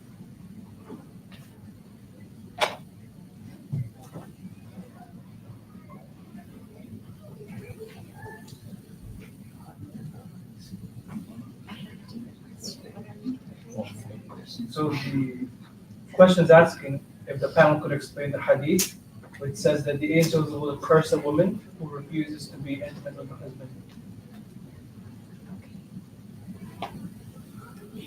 No, her question was, when are we going to pray? Oh, at 2. At 2 o'clock? 2 o'clock. Okay, so maybe I will just say something and then I think we shall answer this properly. But subhanAllah, what's the purpose of marriage? The man, Allah had given him, it's mawadda and sakina and this, this beautiful house where they feel, where they can get the comfort.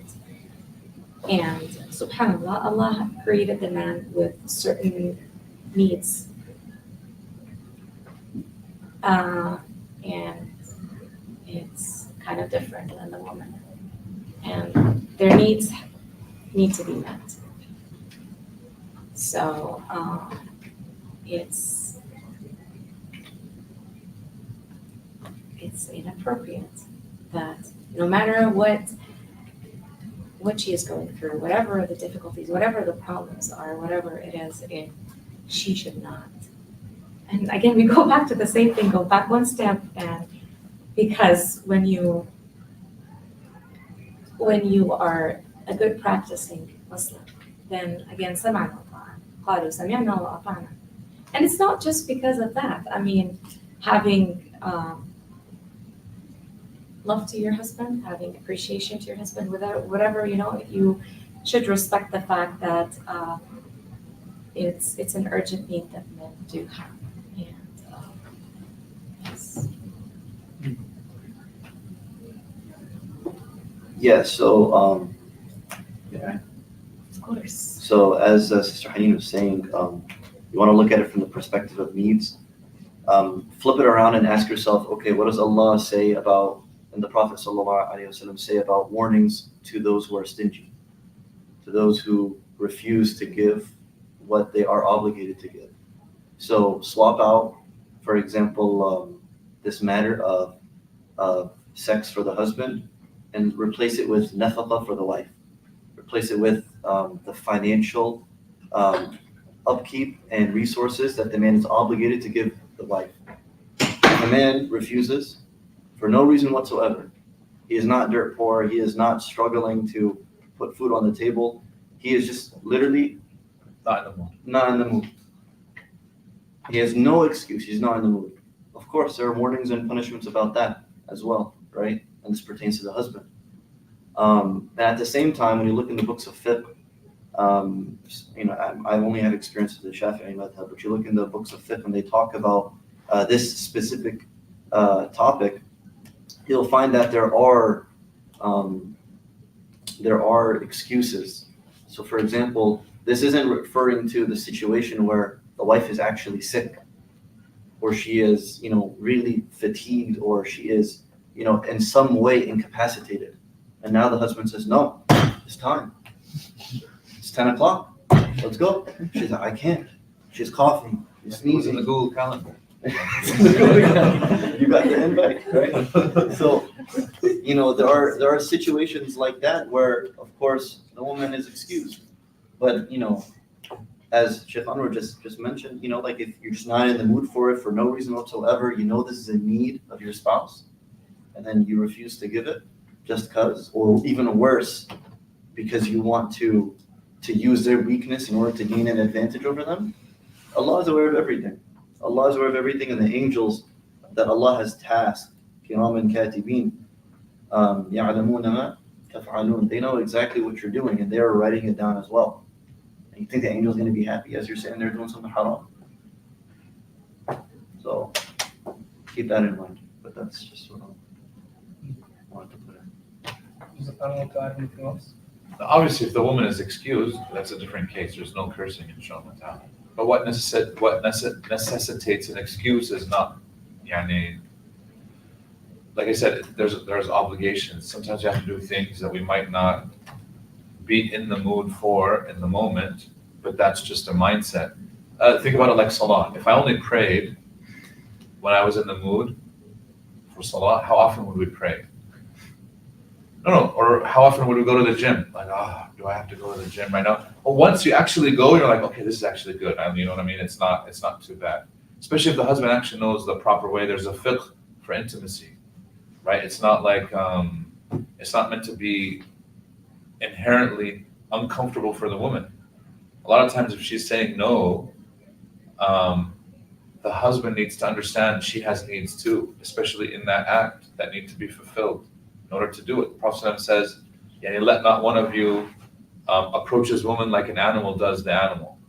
Where just like immediately, he says, he has to send the messengers. Right? The idea, there's foreplay, there's things that lead up to the intimacy, etc. Get her into the mood. The man, for a lot of men, they're in the mood 24/7. They don't need to, there's no setup, right? But for the woman, you need to help her and get there, but she also, on the receiving end, she needs to be open to that idea of, okay, get me into the mood. She needs to be receptive to that as well. And that's one of the things where even non-Muslim marriage counselors say that a lot of times you have to be open to that idea. This is something that your spouse wants. It'll be pleasurable, it'll be fine, but you have to be receptive from the get-go. And like I said, this applies to all aspects of life. If I only went to work when I was in the mood, how many of us would actually go to our jobs? And this is something that's necessary for the marriage to flourish. If you want your marriage to flourish, you're going to have to commit yourself to, yes, we're going to help each other here, we're going to support each other. At the end of the day, this is one of those things that the husband can't get anywhere else but his wife. It's not like food. Like if she didn't cook, you didn't cook, or else we're going to go hungry. He can go outside, there's a million restaurants. But if there's no intimacy, and it's a need at the end of the day, you can be like, okay, khalas, I'm going to go, there's other options. There's no other options, this is it. Allah help us. And again, it's la darara wa la dirar. You don't want to push them also to do something that is wrong because you're part of it. I mean, it's in your hands to help this work out. So you don't want them to open up you don't want their eyes to be open up to something that is wrong. So it's like a need again. Like, can you be deprived of food? It's a need. Subhanallah, understanding what a need is important. I think one of the problems is both men and women have a problem putting themselves in the other person's shoes. So when they don't have, if a woman, for example, doesn't have that inherent, it's not as much of a need as her husband, mathalan, it's hard for her to imagine what that's like. And on the opposite end, it's hard for the husband who has that need to imagine what it's like for the woman who, mathalan, it's not as much. And sometimes the roles are reversed. By the way, we're just mentioning here generically. I've had, unfortunately, many sisters come. So I don't know if you guys know what happens when the man is young, he's this, but let's say he falls out of shape, he hasn't been eating healthy, he doesn't go to the gym, work out, play any sports. By the time he enters his 40s, his libido drops. And for women, most women, her libido peaks in her 30s. So she was younger than her husband. She's now in her 30s. Her libido is actually double what her husband's is. And I've had, in this past year, a handful of cases where this was the case. The husband out of shape, doesn't care, خلاص. So when they start out in the marriage, he wanted it way more than the wife. But now as their marriage advanced, it's the other way around. And the woman comes and she's like, what am I going to do? And it's the same thing. The husband you have to step up. And this is a need that she has. Where's she going to go? Does that make sense? So it's not always this way, it's the other way too. And many women don't know how to turn to help in this issue. And there's many women that suffer in silence also over this issue where she's high libido and her husband is low. And sometimes the husband isn't low, he's getting it somewhere else and he's not turning towards his wife and the wife doesn't know what to do. And there's a lot of controversies here. So it's a two-way street. It's not just one way. It's not just the husband asking, it's also the wife. Like that woman who came at the time of Umar, you guys know the story. She comes to Umar and she says, my husband, mashallah, khuluq, he's good character, fasts every day, prays all night, every night. And then she's quiet. And Umar says, mashallah, ni'mal rajul zawjuk. Mashallah, what a wonderful man is your husband. And he just leaves it at this. And the woman says her whole thing again. Right? And Umar is like, yeah. And then when she realizes Umar doesn't understand what she's talking about, she left. And so there was one of the tabi'in that was there. He says, Ya Umar, alam taftul lima qalat al-mar'a. Didn't you pay attention to what she was saying? He says, what did she say? I just heard, and she said, her husband is good, he fasts every day, he prays all night. He says, yes. What did she leave out? What do you mean? He says he wasn't giving her rights. She wanted to be intimate with him, and this guy's like, I want to fast every day. Because what does fast do? It does diminish it. That's why if you're single, you should be fasting. So I'm assuming all you guys are fasting, by the way. It's not so it does diminish, right, that ability. And then he's praying all night, so clearly he's not in bed with her. And that was her complaint. She had some rights. So then he told her, okay, go call her back. And he asked her point blank, and she had haya, and she had that shyness. So she didn't express it, but she agreed. She said, yes, that's exactly what I'm saying. So they brought her husband. Umar called him in. Dad, you need to give her rights. And he's like, I don't. Yeah, and he didn't want to, actually. There's a minimum. And so they ruled, the guy said, I think the minimum should be what? What do you guys think the minimum was for her? That they ruled. This is now a position in some of the fuqaha. Other schools say something different, but this is one of the proofs that they use. What did he say the minimum was for her? He said once every 4 nights. Because if he had 4 wives, she would get once every 4 nights. That he spends with her. And the man said, khalas, I agree. So he was married, his 3 other wives were tahajjud, and then his last wife was and then his one wife was this. Oh, this is true, that's what he did. So they agreed to. So Allah help us and guide us. And she agreed. She said, that's fine.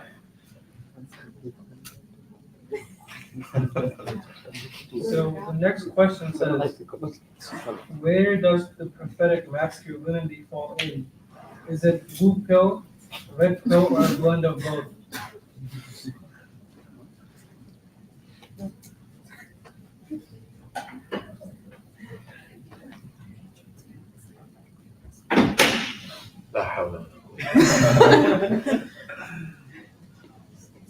So can you define those terms?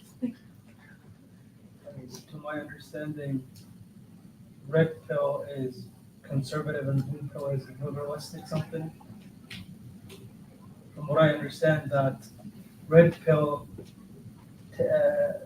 men tend to be misogynistic in nature, and blue pill men tend to be feministic in nature. So where does Islam lie? Is that the question? Oh, yeah. Where do you think it lies? Where do you like it? It's a green pill. Yeah, it's obviously neither. Because there are problems with both. Do you know about this? I mean, the red pill, the blue pill. Yeah, I don't know either. But yeah, I agree either. It's like Democrat, Republican. They both. We're not voting for Genocide Joe.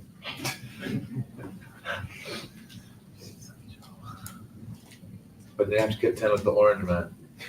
So, So the next question states, why is the punishment for apostasy death in Islam?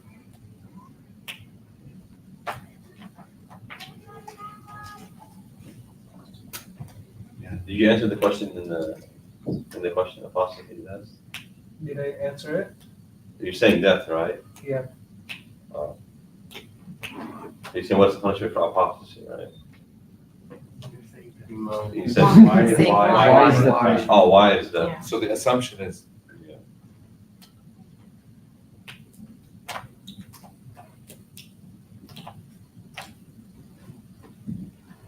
anybody want to go? I can start. So Bismillah.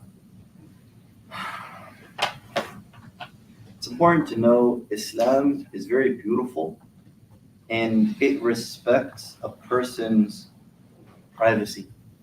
So for example, if there is a man who decides, or a woman, who decides that, you know what, I don't believe in anything like a creator. I think religion's the opium of the masses and all of it is just gibberish and nonsense. As long as he says that to himself in the corner of his room or talking to himself in the mirror, whatever, within the boundaries of his wall, he's not pronouncing it, who's going to know? He can live his life. No one's going to even ask him, did you go to the masjid for Jum'ah this Friday? Who's going to ask him that, right? But if he starts to publicize it, if somebody were to ask me that question, why are apostates killed? I would say, okay, why are people who commit espionage and betray the United States, why are they put to death? For the longest time they were, and now, even now, they still kill people for lesser crimes, okay? But I would ask that question. So, well, he's betraying the country. He's putting everybody in harm's way. It's like, okay, well, you have to understand when you're living in an Islamic country, what are the rules built upon? What is everything built upon? It's built upon the belief that there is a creator. Now, somebody wakes up one day and he has this problem where he says, I don't think there's a God. And he goes out and he starts, publicizing it and grabs a megaphone, starts announcing it everywhere and puts a sign on his chest saying there is no God, you've been fed a lie. Okay? Now, if he's to that degree rejecting the religion, well then when you read the books of fiqh, they don't say, oh, you don't believe in God. They grab him right there and then they shove him on the street or on top of a sewer, thing so no blood spreads everywhere and they just kill him. That's not what's done. He's taken to the side, all right? Exactly. And he's asked to repent. And he's also asked, why don't you believe? Why don't you believe? What are your issues? What are your qualms, etc.? And then he is supposed to be dealt with in that manner. And so it's not as simple as, oh, you're an apostate? Line him up, kill him. Bismillah, Bismillah, Allahu Akbar. Right? Make sure it's halal. But Your face look the face. Yeah, that's what I wanted to lead with or start with. I don't know. That was a The bad. short answer is a very not appropriate, but I would say that if you go to Costco now, no sounds, but if you go like buy something in bulk, okay, and you open it and it's beautiful, like fruits or whatever, and you go home and you start putting things, and if you find one that is rotten, if you just keep it there, it will kind of spread. But if you remove it, I'm sorry, this is a really bad example, but that's how I see it. You remove the rotten. So one thing I want to say about this, just to be clear, the Islamic country we don't have today ever since at least 1924. I guess that's one of them mark 100 years since the Khilafah, March 3rd, 1924. But the other thing is, if you look at Musaylim al-Kadhdhab, there was one thing not to pay zakat. All right, so it says that, like Shahadi saying, you don't want to pay zakat.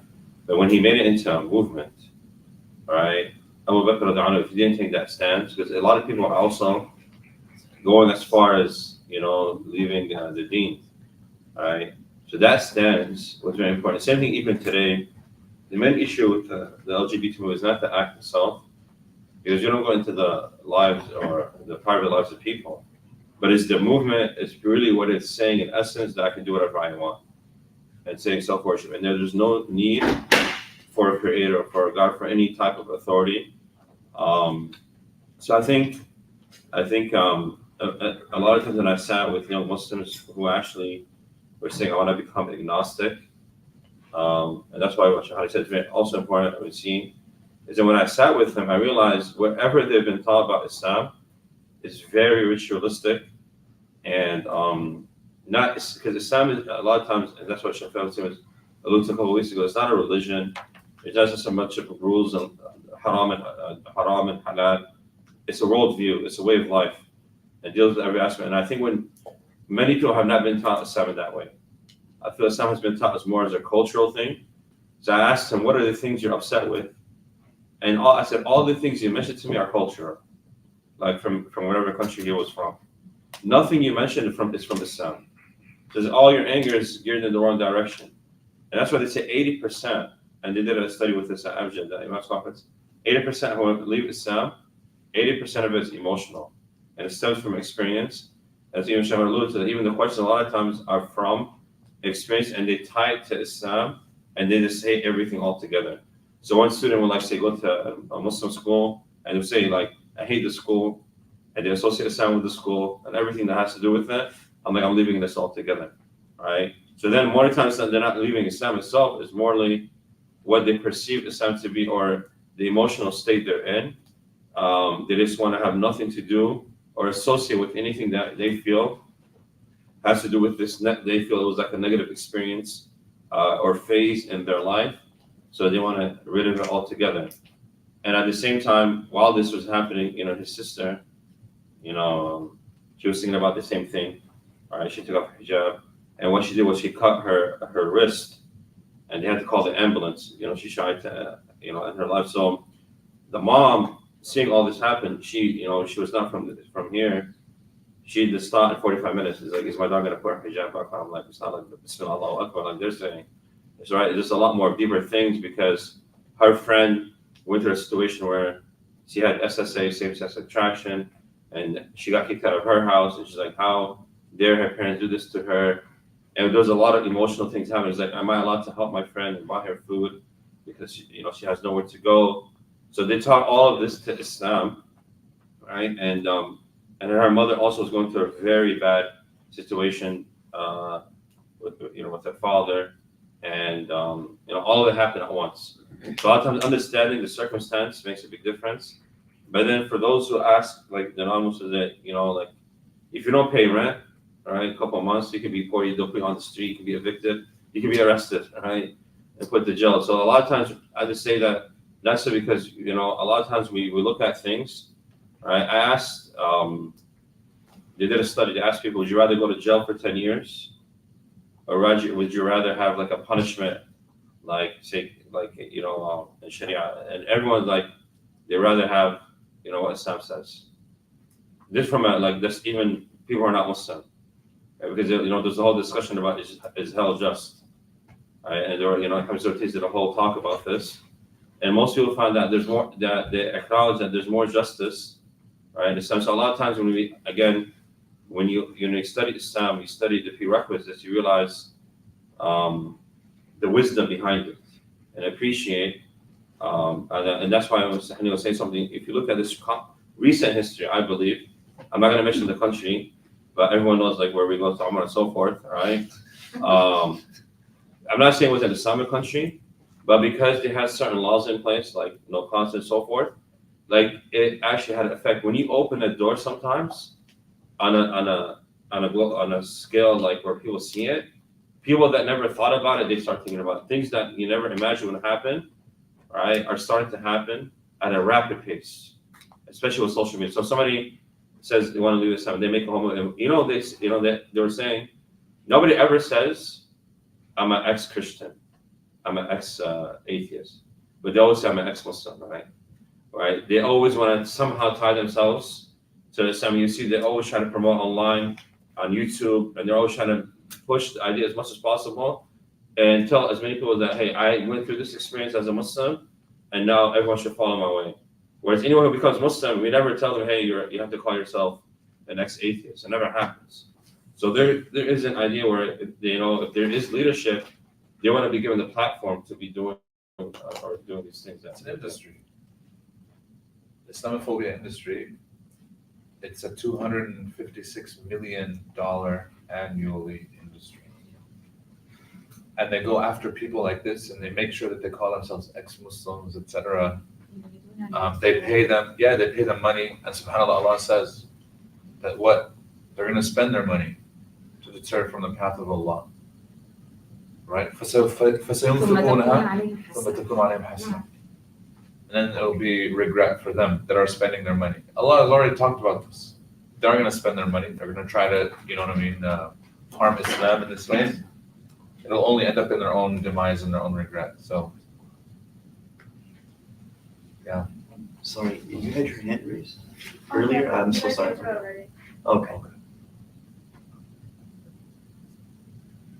So the next question says that can women wear colorful abayat and hijab? Does this not defeat the purpose of the hijab?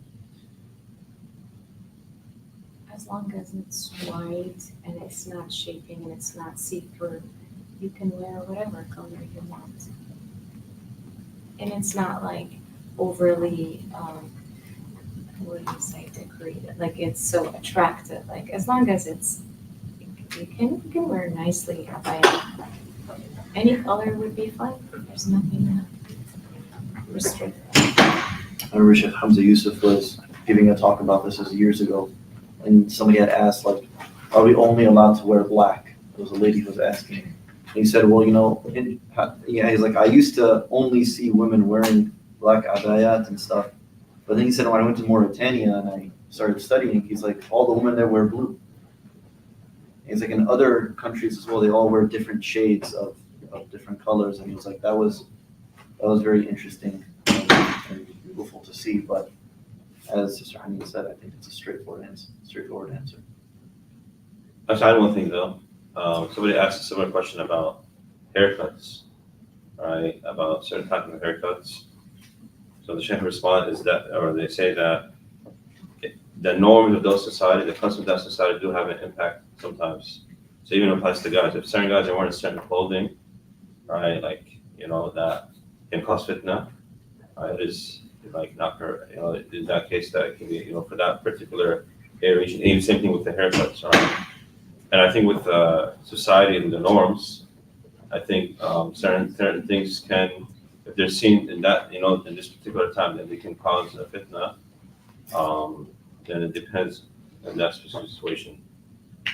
What the Sheikh said. So the question says. Oh, there's a follow-up. What does prophetic masculinity and prophetic femininity entail in this society? Because I guess we don't really understand. It's a class. Absolutely. That's a whole class. Especially in this day and age when masculinity is twisted, so is femininity. The definitions, it does need a whole class.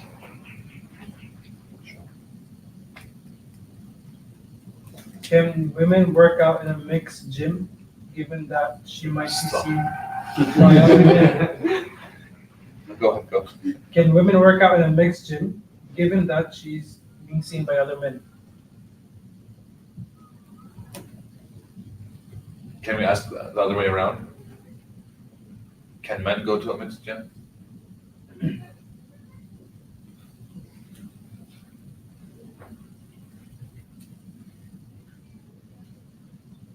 So Hassan's like, I only go in the morning. Do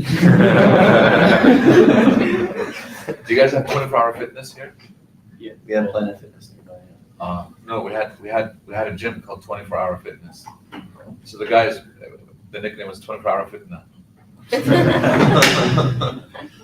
Because some of the guys were like, I'm gonna go after midnight. There's gonna be nobody there. There's still fitna there. And then Mesquite, it got to the point where the one that was in Salt Lake, this is in Utah. Osama knows this because Osama came up with the same joke. And he went with me. We went there after midnight, and we're like, man, alhamdulillah, there's not a lot of women. all the guys were homosexuals. I swear to God. We didn't realize, so it was like fitna from like both ends. You're either like, yeah, it was terrible. You know how we found out? Like the guy reached out and touched some of the guys, like the Muslim guys that are with us. He's like, mashallah. He didn't say mashallah. He's like, you guys come here often? You know, like, what just happened? And it was like, yeah, so like you guys hang out. How do you guys know each other? As roommates or a little bit more? Yeah. So we stopped, yeah, and khalas, it was like fitna from both sides. That, yeah, so may Allah help us and protect us, Ya Rabbal Alameen. So we have 3 minutes for Yeah. the But I'm thinking about this, even I'm sorry if when I guys touched go you. work out,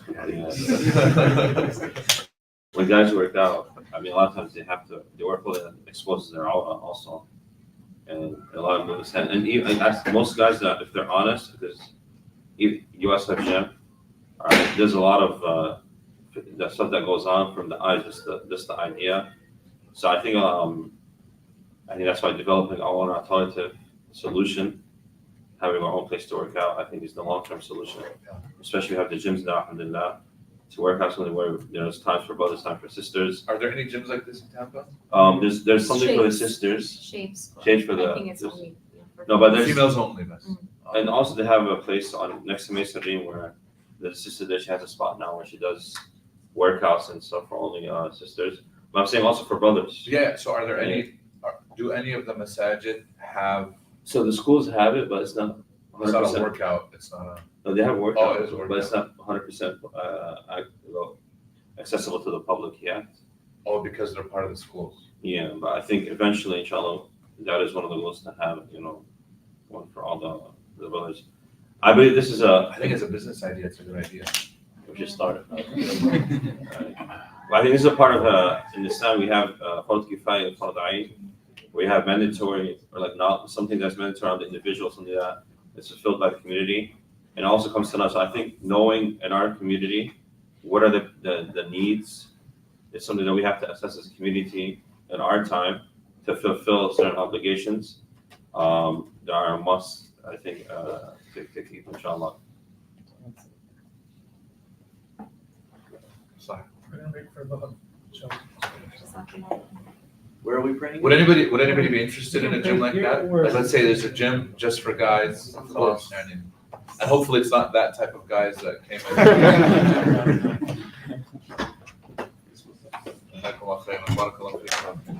Hatem, we're gonna pause the live. Yeah, sure, we can do. Or we're gonna keep it. I'm gonna keep it. I'm just gonna switch. Like I'm gonna black the screen out, and then And then come back. Yeah. So we'll be like coming back soon or something.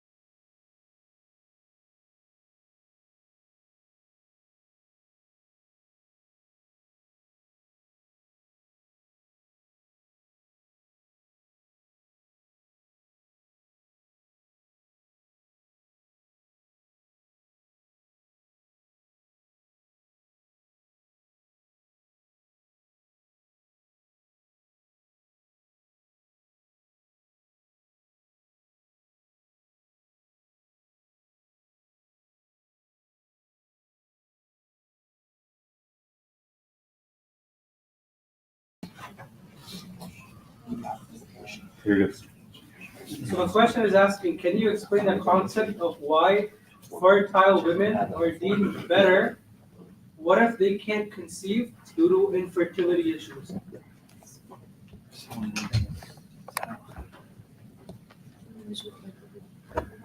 What was the question?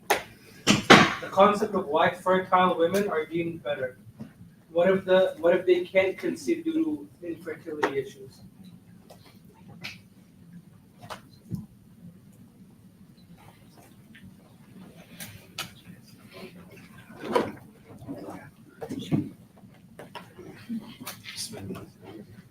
So, بسم الله والحمد لله والصلاة والسلام على رسول الله وعلى آله وصحبه ومن والاه أما بعد. Strictly related to the hadith of the Prophet صلى الله عليه وسلم, where it says تزوجوا الودود الولود فإني مكاثر بكم الأمم يوم القيامة. You should marry the lovable, the loving, and fertile woman because of the idea of having as many children as possible. Islam encourages families to have children. Obviously, Islam doesn't want women to be single either, although if she wants to, that's fine, if the guy wants to be single. But generally, it's mustahab as a default to get married. In some cases, it would be fard, in some cases, it would be halal, and some, it depends on the individual circumstance of the person. But in terms of marriage, if a person wants to marry a woman who both of them know that she's infertile, that's not a problem, it's not sinful whatsoever. Does that make sense? But because having children is encouraged by the Prophet ﷺ, and it's one of the purposes of marriage, obviously that should be looked at as a priority. Now, if a person has the financial capacity and also the mental capacity and the physical capacity to marry more than one wife, obviously it's not a problem at that point. Does anyone else from the panel want to add something? So the second question is asking, is it permissible for two people to marry each other without the permission of the wali if the wali are delaying the marriage without a valid reason?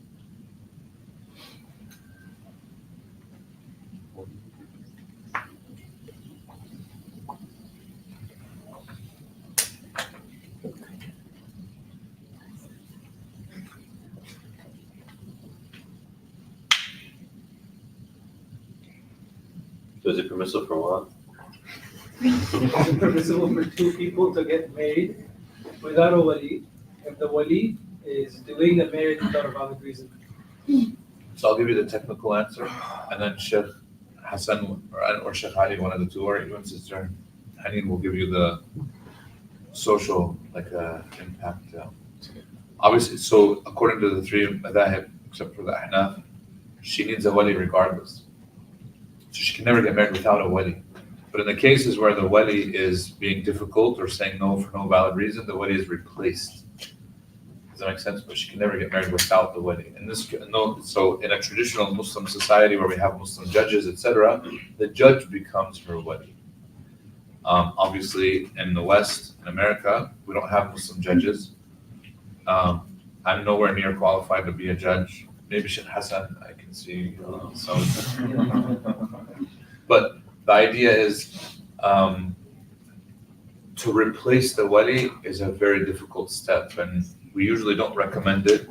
What I would recommend is still going and talking to the wali and finding out what's going on and trying through those means of reasoning, etc., until the extreme step of replacing the wali. Because it's not without the wali, it's replacing him with someone who would be deemed more qualified. Obviously in the Ahnaf, where they don't, it's not necessarily a requirement, it's an encouragement, that's a different issue altogether.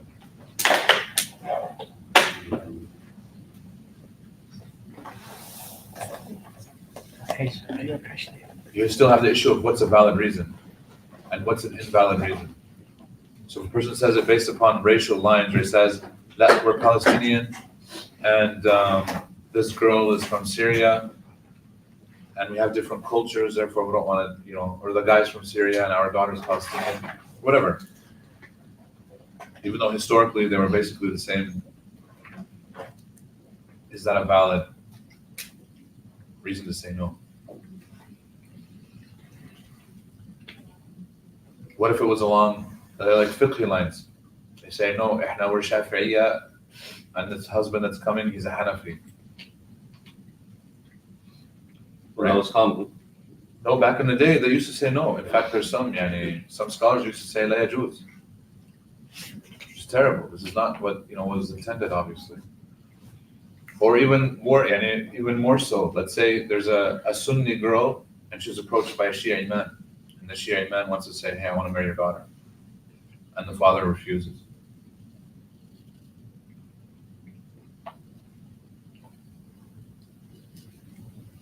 Do the other panel members want to add something? Okay. If a man and a woman agreed before marriage that the husband will marry a second wife, is he wrong if he marries a second wife and then he says he actually does want more? Is he wrong if he marries that particular woman and then he says he actually does want to marry another wife?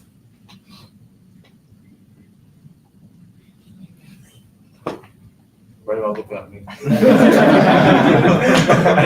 So actually, there's a lot of people do put preconditions now before getting married, that the man puts that he should have put a second wife. So I think I don't think that should be done, because I think primarily that has happened in a couple of cases, and actually the guy has ended up cheating on his wife. So it goes back to the concept of taqwa, and we're here to worship Allah subhanahu wa ta'ala, and somebody may never exercise their right to vote, but it should never be taken away either at the same time. I think that there has to be a level of trust built and communication, and you never know. Humans change, right? People grow. So I don't think if he does, that does happen, he breaks a condition, then they go to, it's handled. I mean, it's not going to be handled by here in the law. In the law, they handle it different because it's not allowed by the law to do it anyways, right? But if it's done different, then when you go to the imam or somebody who can handle the situation. But I don't think it's been healthy. I think somebody, they say, hey, this is my expectation of a marriage, and this is this is something I cannot accept. This is something they have to kind of work on, and then if something changes in the future, there should be an open discussion. So there should always be trust within the two. You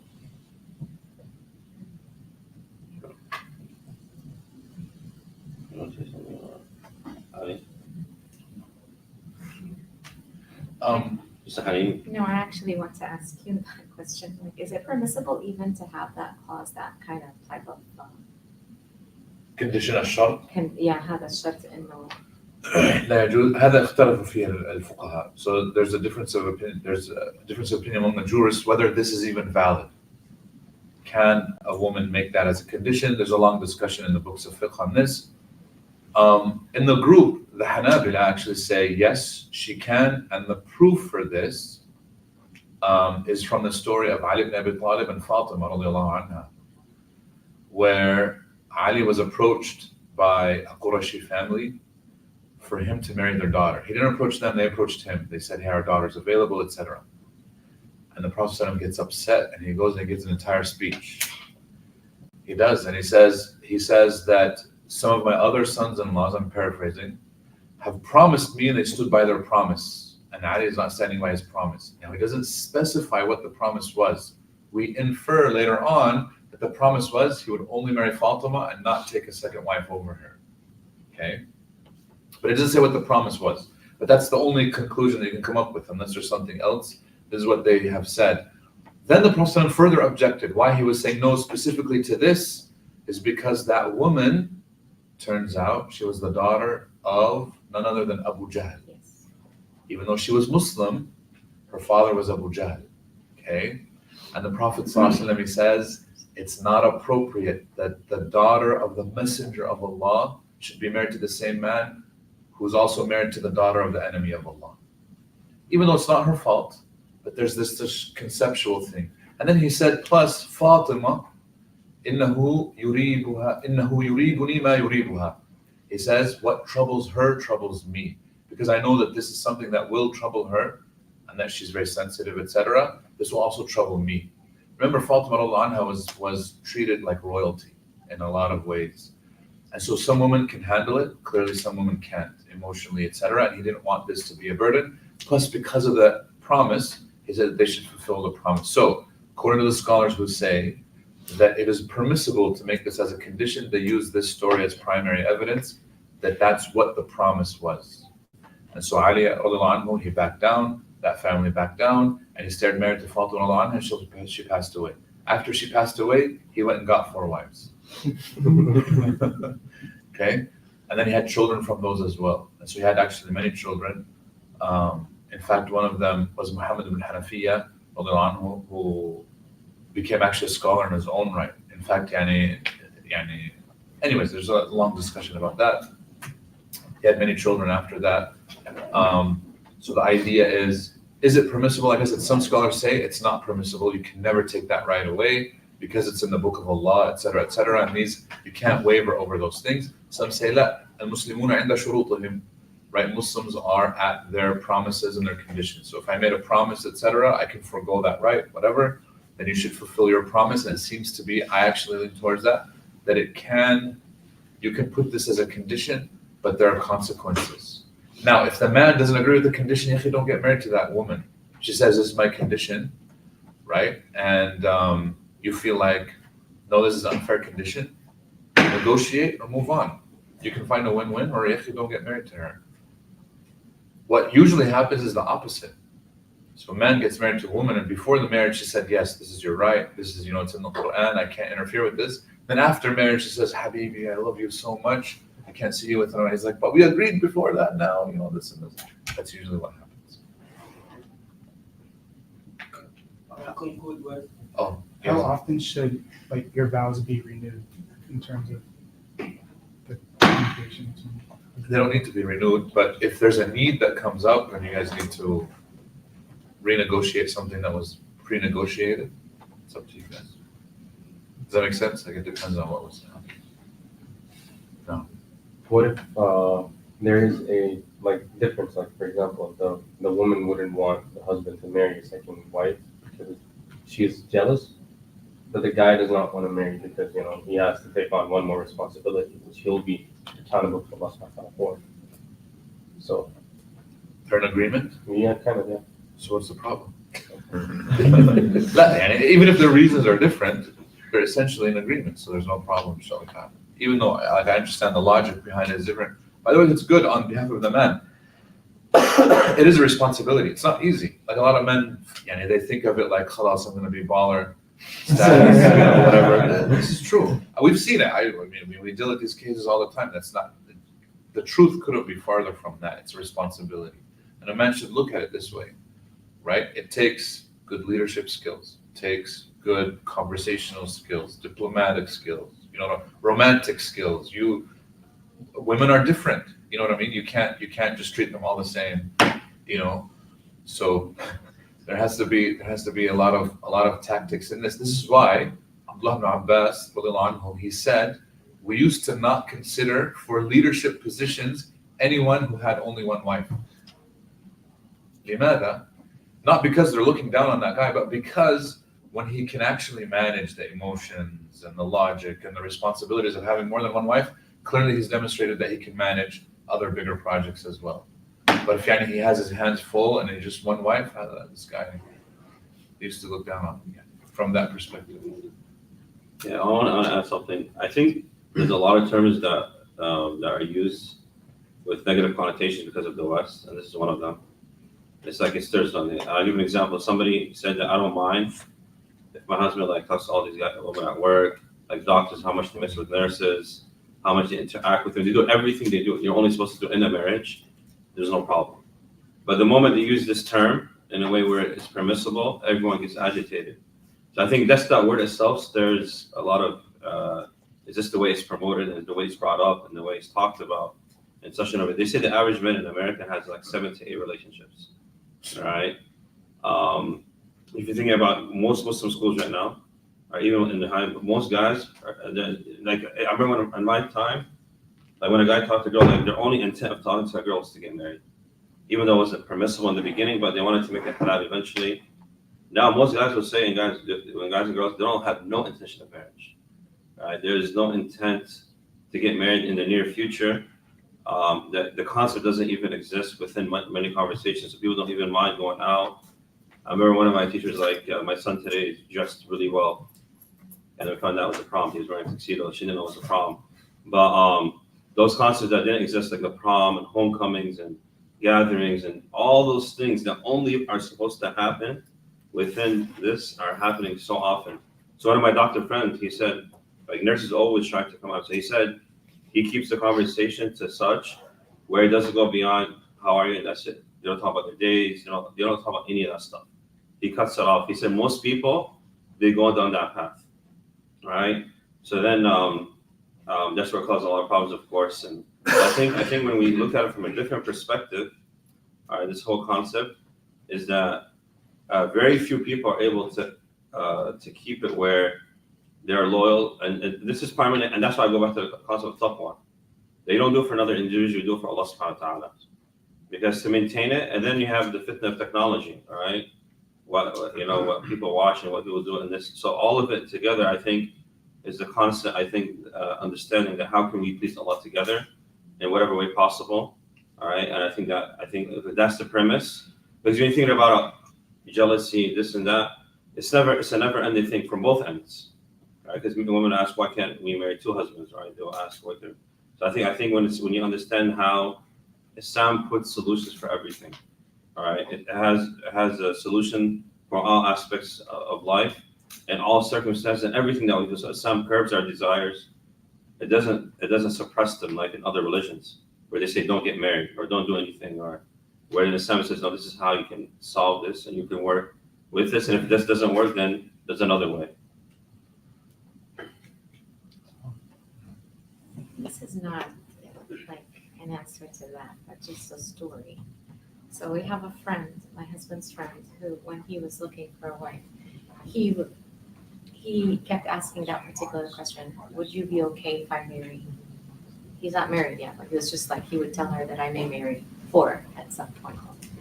And I think he kept going and proposing, and everybody would say no until he meets his wife and he asks her the same question, and she says, well, Allah gave you that right. I can't take that right away if you decided to.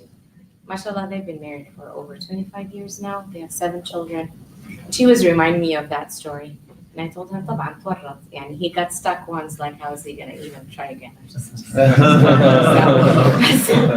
But yeah, I meant to say that sometimes it is, for him, it was like a criteria to kind of test her faith, in his opinion. That's his way of it. It's a really tough thing. No. But, By the way, and one of the things I wanted to point out is that jealousy, we look at jealousy as something negative, but it's something that Allah subhanahu wa ta'ala endowed in both the men and the women for a purpose. It has a purpose to keep the marriage together, to keep all of this together. Because we have two extremes. You have too much jealousy where it prevents us from having the taqwa of Allah and doing things correctly. Then you have too little jealousy where it actually ruins the relationship, and we can't have, it has to be tempered correctly within the parameters of Islam. So we're not saying to the women, don't be jealous over your husband or anything. Let the mothers, the believers were jealous over one another and over their husband. It absolutely happens, it's human nature, but it has to be tempered within the parameters of Islam, like he said, the taqwa of Allah subhanahu wa ta'ala. I gotta say one thing about that real quick. Yeah, go ahead. Because too little jealousy, so a lot of times we don't know how we will react to things because it never happened to us. Yeah, sorry. So I remember we would sit with a couple before, I'm like, that we have no problem like with us sharing pictures online, on Instagram, we don't mind. And then they come a month or 2 after marriage. Like I never know, I'll get jealous when people compliment her or compliment him.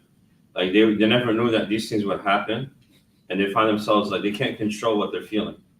All right, because a lot of times initially people will say, I have no issue, doing this at work. You're working with this person, I'm working with this individual. But then you find yourself, people are different. So then they go and they find that, well, mentally, I told myself I can do this, but emotionally, I can't. And that's what happens in a lot of the organizations. I'd say most problems stem from feelings and emotions underlying, especially student organizations on campus and other places, because a lot of people don't know how to handle feelings. So you may think it's about the issue on hand, but always underlying issues that take place. And that's why having a place to talk about it and how to express it is very, very important because a lot of times they stay hidden because parents are probably, they can't probably talk to their parents about it because they're like, you're upset. And then, and they go to people for advice. And that's the other issue, that give the worst advice. Or sometimes you don't know the person you're expressing yourself to. It's probably very happy because they want an opportunity with that individual. And a lot of things you hope. And that's why jealousy, if not directed in the right direction, it can cause chaos. But having ghira is actually, when healthy, is a very good thing. Especially ghira for the ummah and what's happening. And we see when there's no ghira for the ummah, it's Yeah, just a comment. I think, subhanAllah, like a lot of people don't know that in Jahiliyyah, it was unlimited wives, okay? It was unlimited. And Islam came to limit, okay, with 4 wives. And even when the Prophet ﷺ told the Sahaba, so like they ordered them, okay, like to like keep only 4. And they have like, so basically, like a lot of people think that Islam started the 4 wives. And this is a misconception. And this was not only in Jahiliyyah, but also in the worldwide. All of the world. Roman, like Persian and so on. So last question to conclude that please respect the speaker, please clarify their Islamic education and the school of thought that they ascribe to. After the question.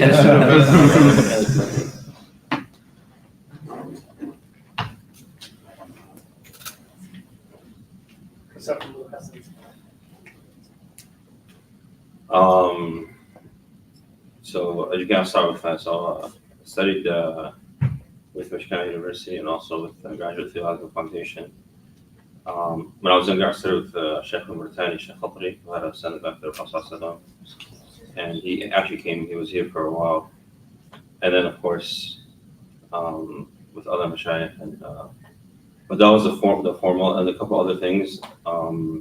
Inshallah, I'm kind of finishing my master's soon with that. And then and also studied here. I was here at USF.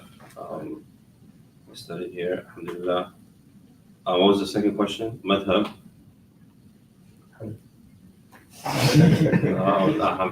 Exactly. So I studied, of course, the Maliki, and then my dad, my grandfather, he studied at Azhar University way back in the day.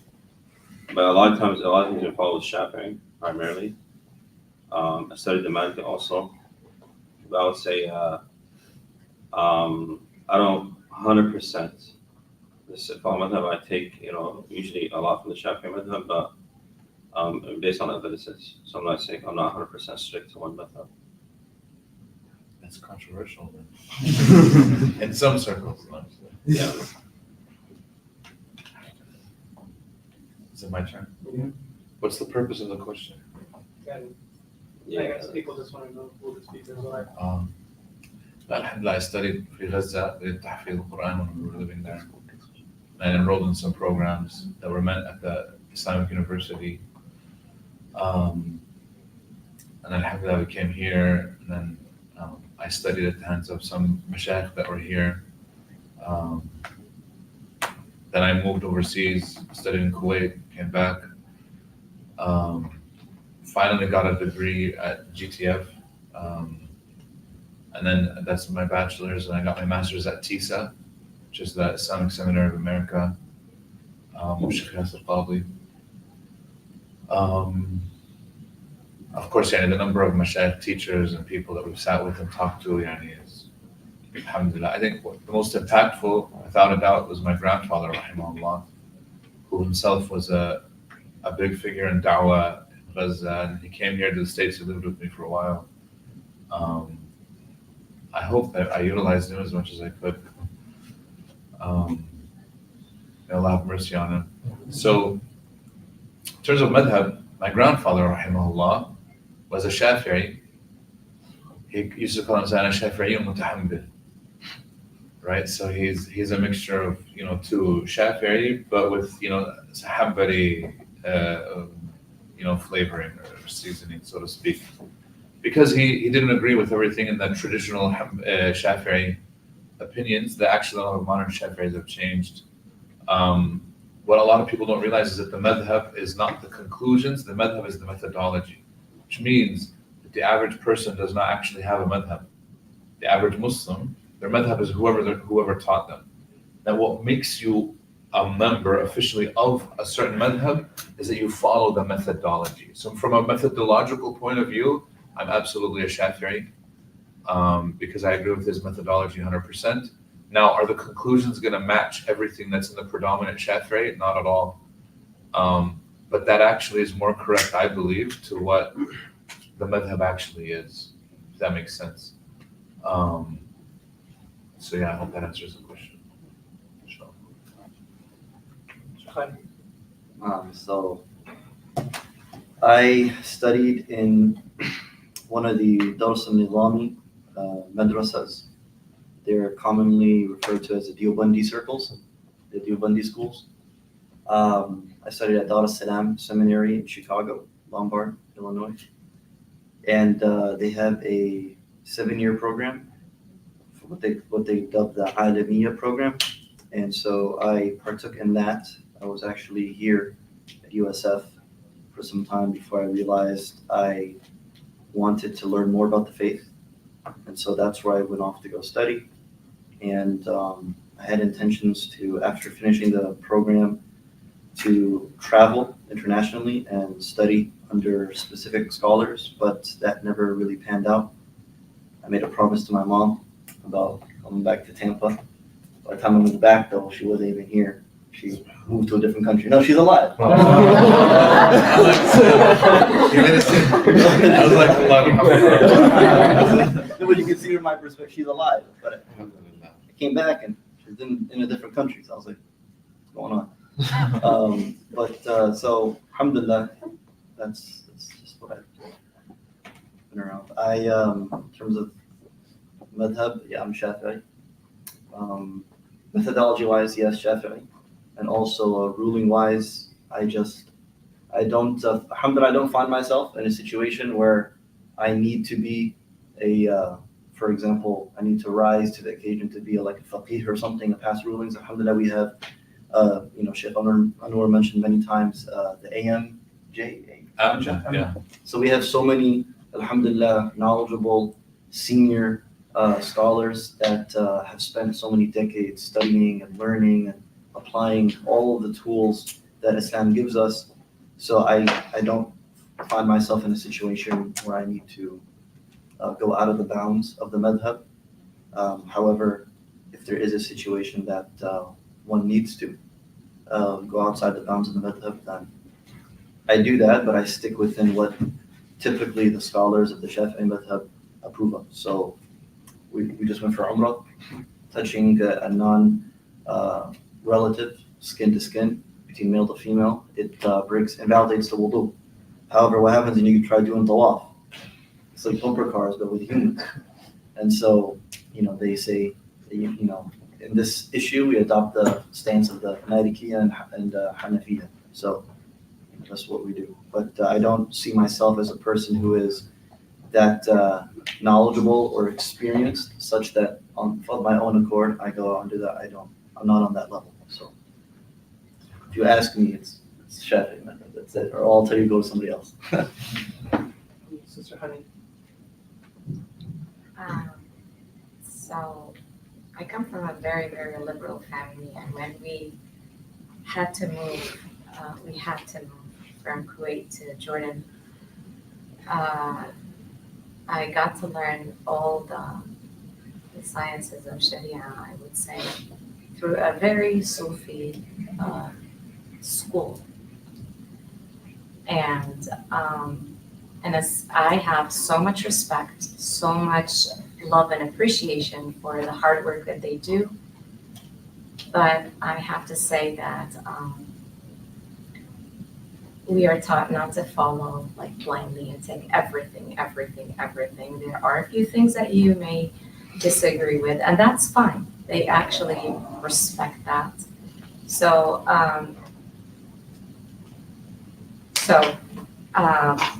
in terms of that, I would say that I have taken a bit from, alhamdulillah, some from the Sufiya, some from the Salafiyya, some from the Ikhwan, some from even the Hanafi, it's just a mix because with all respect, I respect all the people who seek ilm in these schools.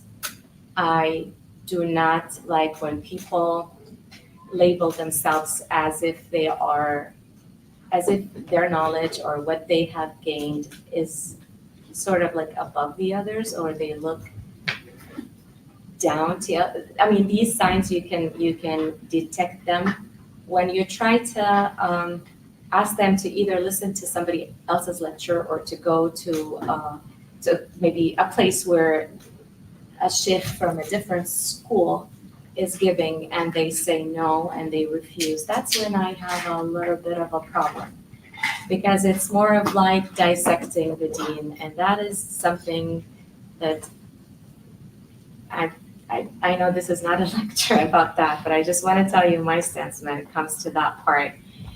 The ayah says, إِنَّ الَّذِينَ فَرَّقُوا دِينَهُمْ وَكَانُوا شِيَعًا لَسْتَ مِنْهُمْ فِي شَيْءٍ. So, subhanAllah, every school has amazing things, and it's good to have respect for everybody and all the scholars, and as long as all of them, alhamdulillah, on the straight path. As for the madhab, I have studied Shafi'i initially. My mom is Shafi'i, my dad is Hanbali, though they don't practice much, or they didn't, may Allah have mercy on their souls. But I was taught as Shafi'i, so for the most part of it, I practically implemented. However, I studied the other madhahib, and there are situations in which, as Brother Ali said, exactly the same thing, that you will probably have to do taqlid. But all of them are great scholars, amazing scholars, literally. And that's about it. Just make a quick announcement. Okay, subhanAllah. If you are aware of zadacademy.net or .com, Sheikh Sahih SubhanAllah, alhamdulillah, we started this program almost 9 years ago for the Muslim Ummah, to be free for education for everybody. Alhamdulillah, 9 years ago, we started this program. The intent was to have 4 years. And subhanAllah, the Sheikh was imprisoned after 2 years. SubhanAllah, we only ended by having 2 years, and then he couldn't expand it. But alhamdulillah, it's a great pride, alhamdulillah, that we started the first group in English program January 13. Alhamdulillah. So it's free. So now, if you are interested just to learn Zad Academy, in English, so you can apply. The new application cohort, inshallah, will open in June. So please, inshallah, it's free, and it's 2 years, 4 semesters. MashaAllah, whoever. I've done it, brother, and Yeah. It's amazing. It did is. the Arabic. Yes. So, mashallah, you will have the translation. And when we did the translation, we have people from America, from England, from Australia, New Zealand, even South Africa, to make those, and all this lives in Medina and Munawwara and Jeddah. So, subhanAllah, it's very nice translation. So, the website is called Zad, I think it was called Zad, Z-A-D. And then Academy? The hyphen. Yeah.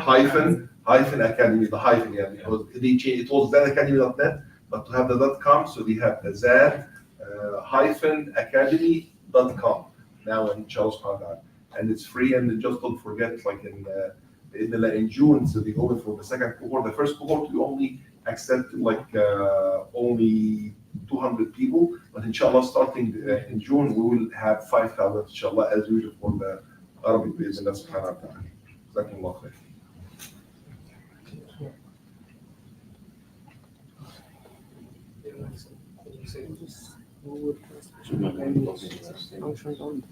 Charlie has a closing statement. So, honey, any closing statement? So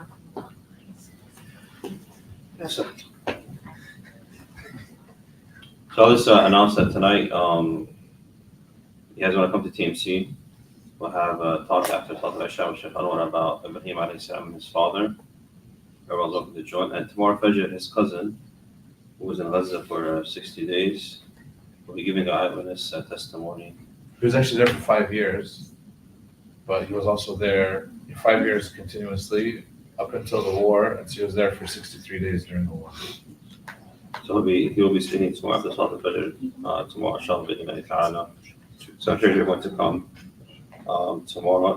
Fajr will be at 6:35 a.m. inshallah. That being said, Jazakumullah khair. May Allah accept from everyone. May Allah subhanahu wa ta'ala make us students of knowledge. وآخر دعوانا الحمد لله رب العالمين. جزاكم الله خير والسلام عليكم ورحمة الله وبركاته.